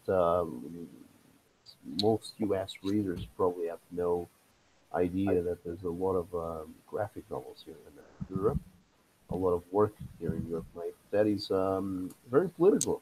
And those are, from a personal point of view, most of those books are atrociously boring. Mm. 60, 80, 100 page books, especially the French have a lot of those books, which are just, well, first of all, there's no capes, guys. There's no capes. There's Yeah. no superheroes in these books. Yeah, it's about people, ordinary people going about ordinary lives, and it's not even about drama. It's just literally about, well, it's just dissertations, political dissertations in the comic book form. Not to say they're not good works of art; they are. You know, the art is good, and usually they're hand painted. A lot of the Yeah, a lot of the time you can't fault the quality of the artwork sometimes, but if it's servicing a story which is, you know, pretty mundane and is just trying to kind of drag people back into you know, the reality around them, well, you know, they may as well be, you know, as you say, a dissertation essay or something. There's no point in making it to kind of trying to make it like in a superhero comic. The two are kind of very different things. Yeah, and it's something that, you know, in the future streams we explore a little bit more if we have time to go over certain books, and some of them I actually would have to read them. I know out of my head there's a lot of authors here in Europe which make great books, wonderful books, which are mostly historically driven, the narratives, and they have a lot of yes, there will be some social commentary in it as well. But the ones that I like, that I prefer, um, are the ones that will, again, like you were just saying, they will apply that the plots and whatever they want to say, whatever they want to express, they will conciliate it with the art. They will apply, so they will again they will marry both of them, and the book will have its strengths. You will have enough there for you to indulge yourself. Again, if you're looking for something different, again, when you're looking at U.S. comics, you're looking for the mainstream spectacular, right? The immersive escapism. Yeah. But you know, if you want something with a little bit more meat in your bones, big, again, you will turn to stuff done here in Europe. But yes, as just in case some that might be hearing us that are from the other side of the Atlantic are suspecting or don't know, yes, there's a lot of left-wing, driven, socialist kind of authors working here in Europe, as it is bread and butter for a lot of publishers here in Europe. Yes, it is. Do you find the kind of like there's still same level of political correctness in Europe that America seems to be experiencing? Well, I think it's different. I think a lot of things here that that has been the current lines, the mediatic lines in the U.S. are things that here, for a lot of the artists, they will just go over their heads. I mean, it's basic stuff. Here, they like to call themselves intellectuals here in Europe, you know. So these authors, they believe they're doing stuff which is a great weight, a great value, you know. And yeah, I think there will be a lot of stuff in it which is a little bit in your face, kind of a political correctness, if you want to call it, or whatever. But I get the impression there's a lot of writers and artists out there who maybe it's not that they have any kind of interest in, you know, conveying or, you know, forcing these opinions down the throat of their audience, but maybe it's the policy of their publishers. All of a sudden they need to, you know, they're told, you know, you've got to, you know, have these elements, introduce these elements into your stories at the expense of the kind of the formulas and the stuff that people actually look to these comics for. You know, just like you know, you go to a burger store, you know, you go to a burger stand, you don't want somebody, you know, to be offering you kind of vegetarian kind of falafel or something, if what you're asking for is a cheeseburger, by all means you can sell both. But if somebody's asking for a cheeseburger and you give them completely different product, they have a right to say, well, what's this? This isn't what I asked for. And the guy says, well, yeah, it doesn't matter, but it's better for you. As a customer, you may say, well, thanks, for being concerned about my health, but that's not what I asked for. And, I'm a grown man, a woman. I can look after my own health. I don't need you to tell me what I should be eating. And thanks very much. And you're going to go elsewhere.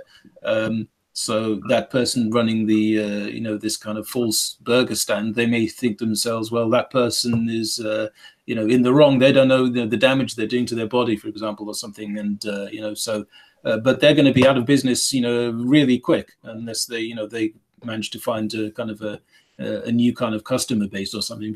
But you're going to lose your normal customer base. They know what they want, and they don't need to be told that they're wrong in wanting what they want. So it's kind of I think that's why we're all here really now. We're kind of tired of as consumers, as much as people who produce comics or intend to do so, to say there's only a certain way you can do things, and there are certain things which are now completely taboo, and you are going to be ostracized if you don't do things exactly the way we're telling you.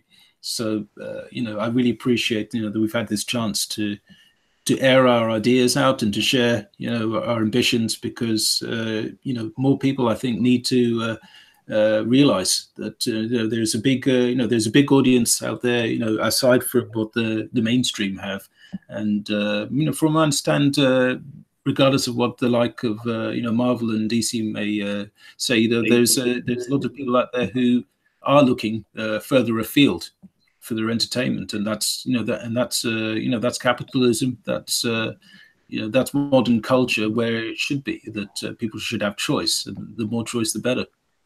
I mean, there could be a lot of pressure from European publishers to kind of just kind of release, or well, I mean, the angle here in Europe is a little bit different, isn't it? I mean, here mostly the guys that do the so-called graphic novels, they're authors, basically. They're artists, they're creators, but they're not really working with a steady paycheck, isn't it? They're basically not contractually hired to do 2 or 3 books or 12 issues over the year. I mean, they're doing they have their own labor, they have their own creations, and then they basically they find publishers for their work. I mean, just like a prose writer. But obviously then they will be pitching their books and their projects to publishers that publish that kind of stuff. And again, and for anyone listening from the other side, not the other side of the spiritual world, the other side of the planet, there's a lot of guys here in Europe that and that is a problem that has obviously been noted with Marvel and DC narratives, the mainstream narratives in the U.S. comics. They're not contextualizing their political opinions and their kind of PC stuff into their stories. That's their mistake. Because here in Europe, all in the nose. Exactly. Here in Europe, there's a clear distinction between those things. Most authors, most publishers, most artists know perfectly well that here, when they do a graphic novel that is in the nose about, this is clearly a left-wing manifesto, and that's the thing anyone listening has to pay attention to. When they're actually doing that, they're doing that clearly. They're not hiding it. There's a lot of publishers, for example, again, going back to the French example, because it's the second biggest market, if not the first one. The guys, there's a lot of guys that specialize about having left-wing themes. So they're leftists, they're socialists, and that's what they do. That's their stories is about that. There's no questions asked. I mean, there's complete transparency there. But then there's the other guys which are smart, and they usually go into the kind of humor kind of side of things. They take a humoristic turn. So they will contextualize their political opinions into something that is a little bit more fun, a little bit more prosaic, a little bit more trivial, Yeah, it gets filtered through an artistic medium, so it's no longer kind of like a heavy-handed kind of message. It's and those are the smarter guys. Those are the smarter books. Those are the best books. I myself prefer the stuff that again is even more mainstream.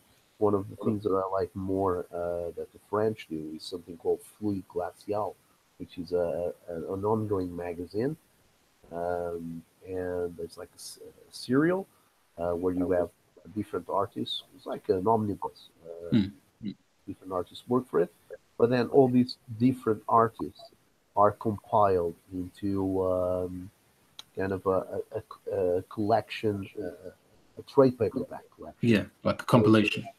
Yeah, where instead of having all these stories collected, now what you have, you separate the artist. There was about 5 or 6 different guys will provide five or six different stories for one particular issue, and then they separate the artist and they collect all the stories of those individual artists into these trade paperbacks. Mm. And if you get a chance to read any of them, Could you tell me the name of that one that you mentioned before, just now? yeah, it's called Fluid Glacial. I'm trying to put my best French accent here. Huh?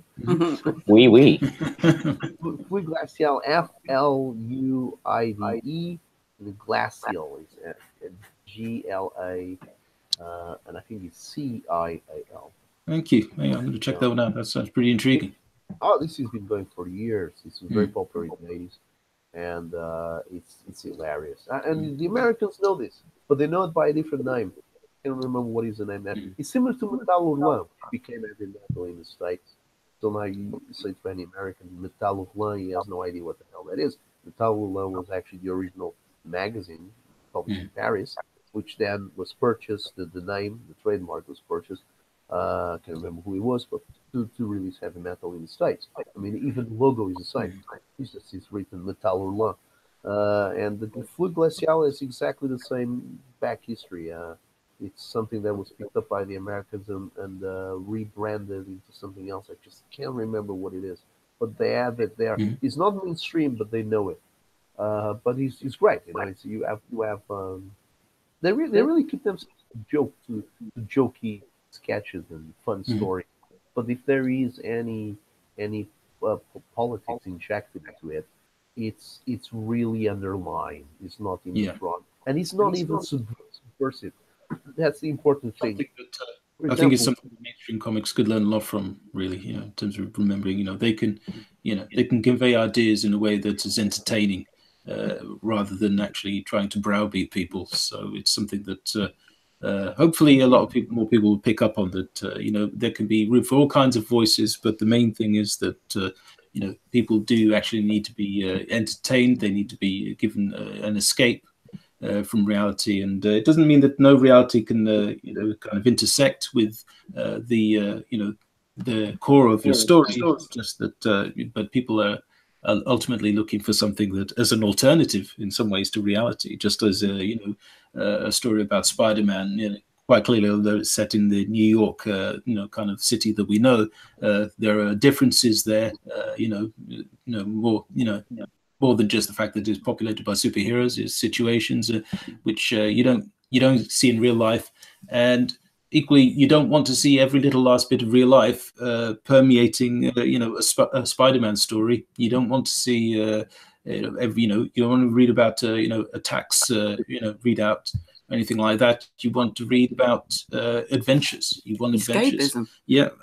And equally, you don't want a political pamphlet, because again, that's another injection of a form of reality which doesn't lend itself well to this particular medium, which has had so many years, so many decades to perfect themselves, to establish their own reality. You should be respecting that reality that people who've created these worlds, have put so much, invested so much time and talent into, and to try and maybe corrupt that with kind of nuances which don't really belong there. It's not that certain things can't be said or not be allowed to be said. It's just that they should not be allowed to be so much of it, and with such intensity, because people soon pick up, oh, this isn't something you're just touching on. This is a diatribe. you are trying to condition me, and why anybody would want to to read such a thing is I have no idea. And but people with their wallets, like we said, people have turned to Indiegogo and indie comics as an alternative to comics, where they think that they have, because of their powerful position, they have a right to tell you what you should be thinking and reading and feeling. Which I don't really know anyone who agrees with that, because certainly everyone I know has their own mind, and they're intrigued, they're curious about the world around them. At the same time, they read fiction and watch movies and listen to music to not just escape from reality necessarily, but it's almost like a different reality. It's just as valid a reality to to escape to. And we can come back any time from there. But if you don't have any reason to even go into that, this alternate fictional world, because it just resembles the reality of your TV, of 24-hour news and social media streams, there's nothing unique about those comics anymore, and nothing to engage us and excite us. So, I'm really happy to have gotten the chance to, create Mortal Worlds.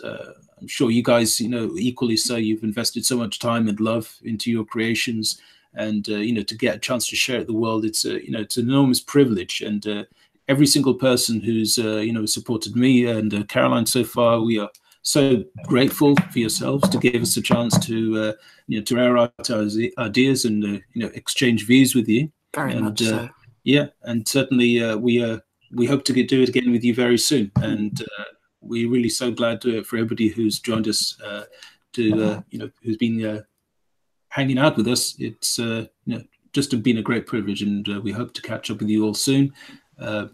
Please, if you haven't checked out Mortal Worlds so far, by the way, please do so. Check it out and see if it's something that that floats your boat, because it's certainly something that is been a real kind of pleasure to work on and to share with everybody.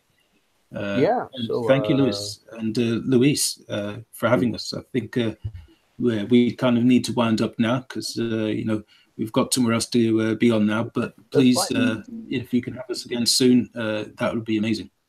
Thank you so much. Yeah, we certainly can have you at a later time when your campaign is finished, and see how it went. Thank you very much for coming by anyway. Thank you so much, guys. You obviously need to go. You have somewhere to be. I'm just going to keep Luis here for a little bit longer. He might have something to add to the stuff about Comicscape. But Michael, thank you very much. And Caroline, thank you very much for coming over. Thank you very much. Thank you so much, guys. And hope to join you again soon. Take care. Take care. All right. See you later. On that note that Michael was talking about there, I just wanted to add that when comics, all this idea that comics are mainly done for kids, I mean, to those people that always had that idea, I just would like to invite them to my boudoir.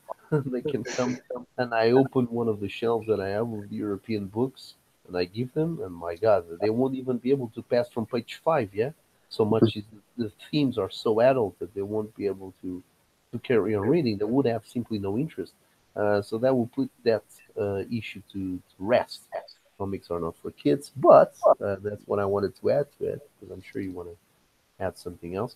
Comics have, on one side, have always had an important role to play in the formation of children and teenagers, and that is the separation that people have to make in their minds. I mean, comics as a vehicle to help teach something, I think is a great important vehicle in the formation of youngsters. But obviously, then comics as an art form is not for children; it's for everyone, and there's every kind of comics. That is the association of everyone that actually has never read comics or is not interested in the medium, cannot separate one from the other, because they're used to see comics in preschools and primary schools and nurseries, and something that is just to entertain little kids while their parents read the rest of the news. But that's just one side of comics. The 80% have nothing to do with that. And picking up on that is precisely because comics have always been important in the formation of young people. That's when powerhouses, mainstream publishers like Marvel and DC, which they know they're going to be selling for all ages, but mostly for teenagers and below, are doing stuff like this, where the politics are not contextualized. They just put it out there, and the feminist agenda, and yeah, we should just have everyone jumping our borders and all that. They cannot forget that they're putting those ideas into youngsters' minds. Now, for one side, if they're talking about civility and good manners, it's very good. But then again, you're not making a comic; you're making more of a teaching lesson. And Yeah, propaganda. Yeah. what I've always said in terms of up, upbringing children, we should always talk eye to eye to their level, not talk down to them. That's a thing that teachers and parents always try to do, talk at the level of their children. And that's Mm. if they're going to do a comic, which they know that it's going to be bought by moms and it's going to be offered to their sons and daughters, they have to remember that, not to inject it with something that is kind of a brainwash. So that's why they've been accused of providing propaganda, or doing propaganda. And that's the distinction they cannot do, these guys. They cannot get around it in their heads when they're being criticized. They don't understand why they're being criticized. They're listening to the words, but they're not listening to the context of the words, you know? What do you think about that? But it's also on purpose because, when you think about it, these sort of people don't really seem like the type to be parents anytime soon. So I think they're trying to turn the newer generations into them. That makes any sense by infecting the media and their shows because they're doing it to shows as well, like Shira, I think, and probably other shows as well, like what else? Oh, Adventure yeah, Time, I think, has some. Shira, yes. They're stripping Shira from her sexuality because they think that Hmm. is the correct thing to do. Why would that be the correct thing to do? Why can Shira have her sexuality? Yeah, it's feminine. It's being feminine. There's nothing wrong with that. The curves and feminine look is nothing wrong with that. They seem to think femininity is a bad thing, which it isn't. I mean, Shira in the original cartoon, as far as I remember, she was not a stripper, was she?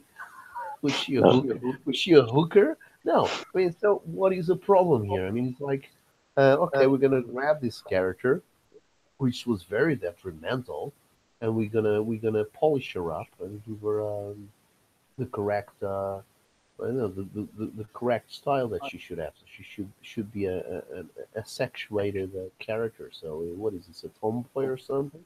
I mean, what was the problem with Shira? Shira was not a lady of the night. Shira was just kicking ass, and Yeah, what the heck? She cannot have high heels and the cleavage for crying out loud, man. I I know. mean, but I think they're giving high heels to this tomboy now, anyway, the new version of Shira. So either they stick to their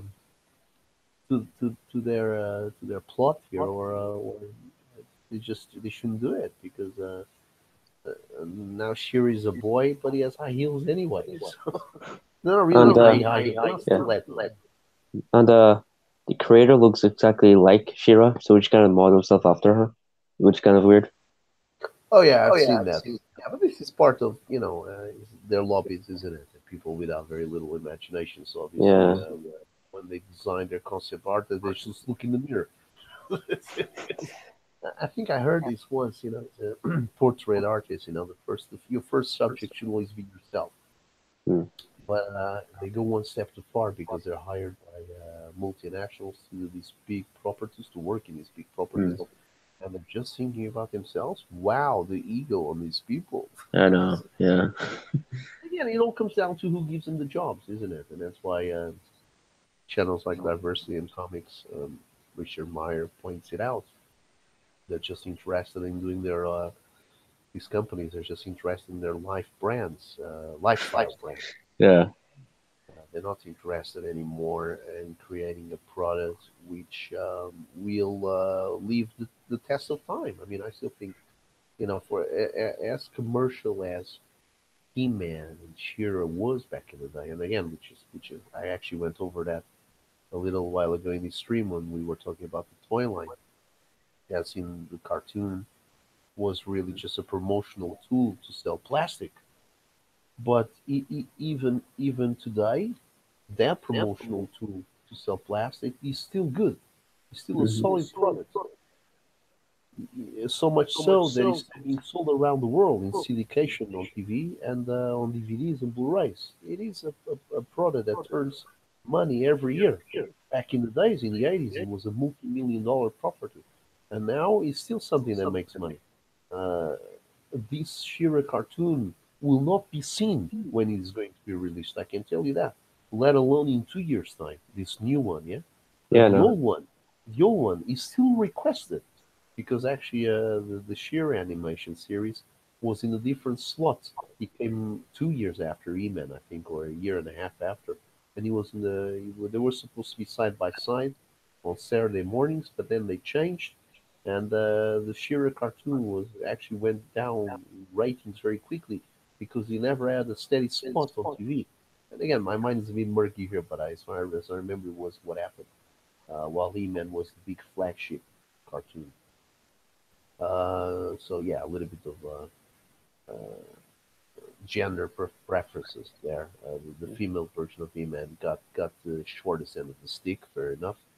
But still, up to today, still something that's a reason why they just rebooted, yeah, because otherwise they wouldn't. It's something that sells, but this one, this one sells. So it's a bad idea, and again, there's also the problem with the Thundercats. I think that one is because it's being made too childish, isn't it? I haven't seen that one. You haven't seen the trailer for that one? Oh no, thank God. You have to see that Is it one. very How is it? Well, the chaps that have a channel here on YouTube, Manimatics, I think they've done a cartoon of it actually. You might want to check their little cartoon of Lionel. It's pretty good. It's on point in the voiceover. But if you just put anybody's interested, I'm sure everyone listening to this has seen it. But Thundercats Roar is the new version of Thundercats. It's like they're like just little cartoon characters, very very. I mean, there's almost nothing to it really. Uh, That was a generic, pretty much. it's way over too generic. These cartoons to be really labeled as anything. I mean, for example, I appreciate the stuff that Adult Swim is doing, so they're pretty good, complete cartoons. But these other ones they're not really clicking any boxes. Have you watched anything from Adult Swim lately? Um, Actually, I watched Samurai Jack the last season, which was pretty good Which last one? year. Sorry? Samurai Jack. Oh, okay. There's something else I'm watching now, which is I'm just becoming improv now. Stream. There's something else which is there's a something Brothers. I can't remember what it is. Venture. Venture Brothers. That's it. Uh, Yeah, that is good. You see, that is sort of humor I would probably try to work on if I was going down that way. And the animation is very much in the classical style, similar to what Dope and Apple does. I like that. I like just everything from almost everything from Adult Swim is good.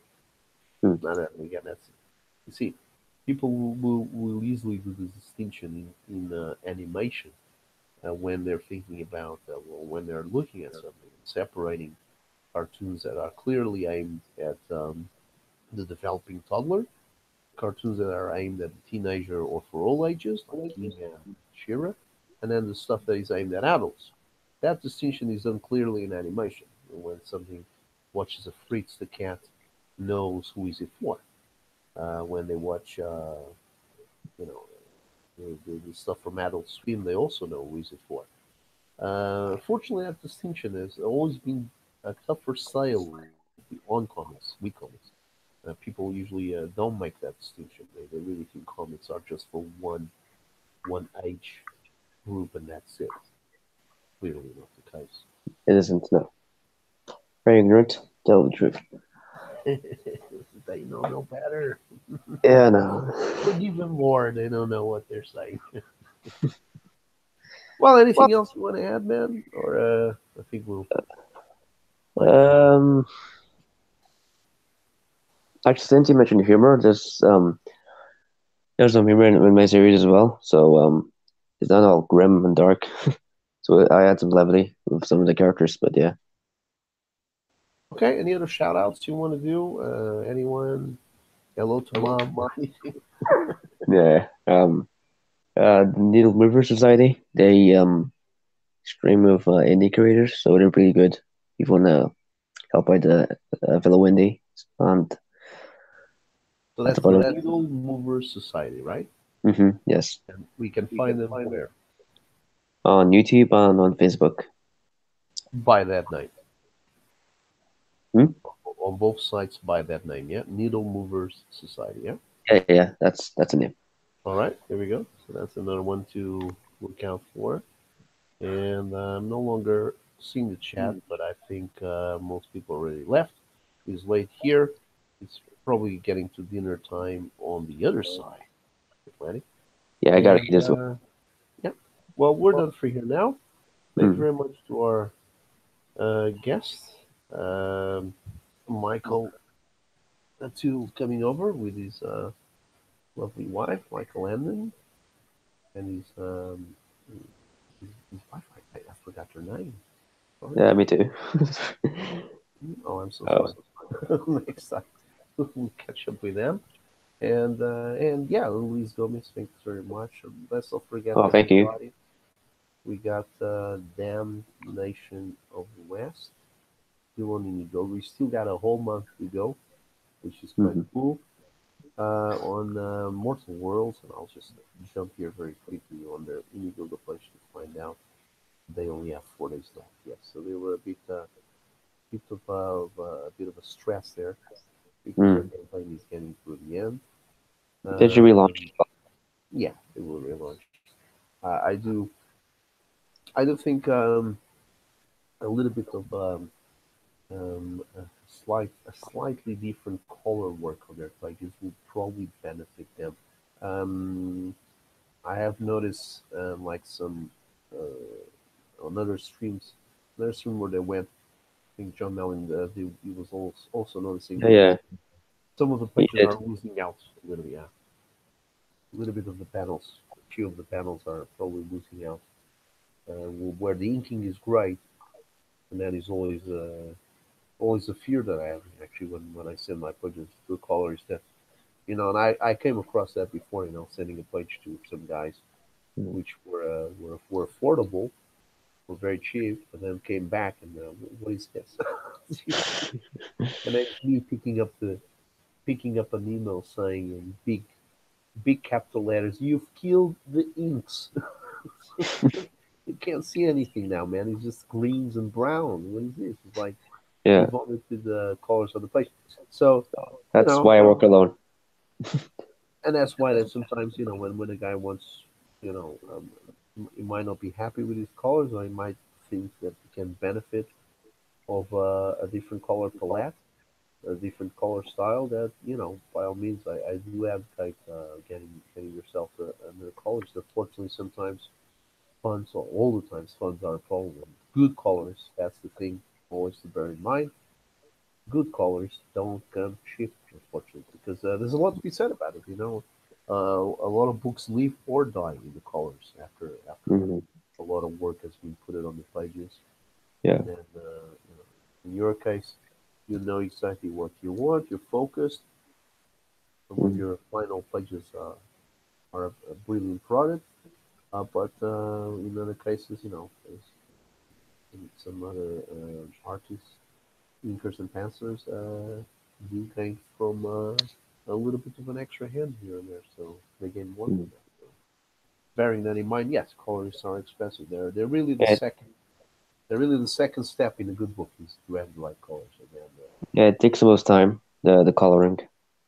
I'm pretty sure your work takes. I mean, the stuff you do that or there, all the added effects that you do using your work in Photoshop. Hmm. So it works. Okay, guys, we're going then. We're getting tired here, and thank you for everyone that came on the chat. And let's hope we'll have some repeated viewings on these live streams as we talk about a lot of stuff here. It's not Yeah. just our projects. We talk about international comics, European comics, U.S. comics. So very good. So a lot here for repeated viewings. Yes, please. Repeated. Please, yeah. Okay. Have a good night, then, everyone, and see you another time. Night.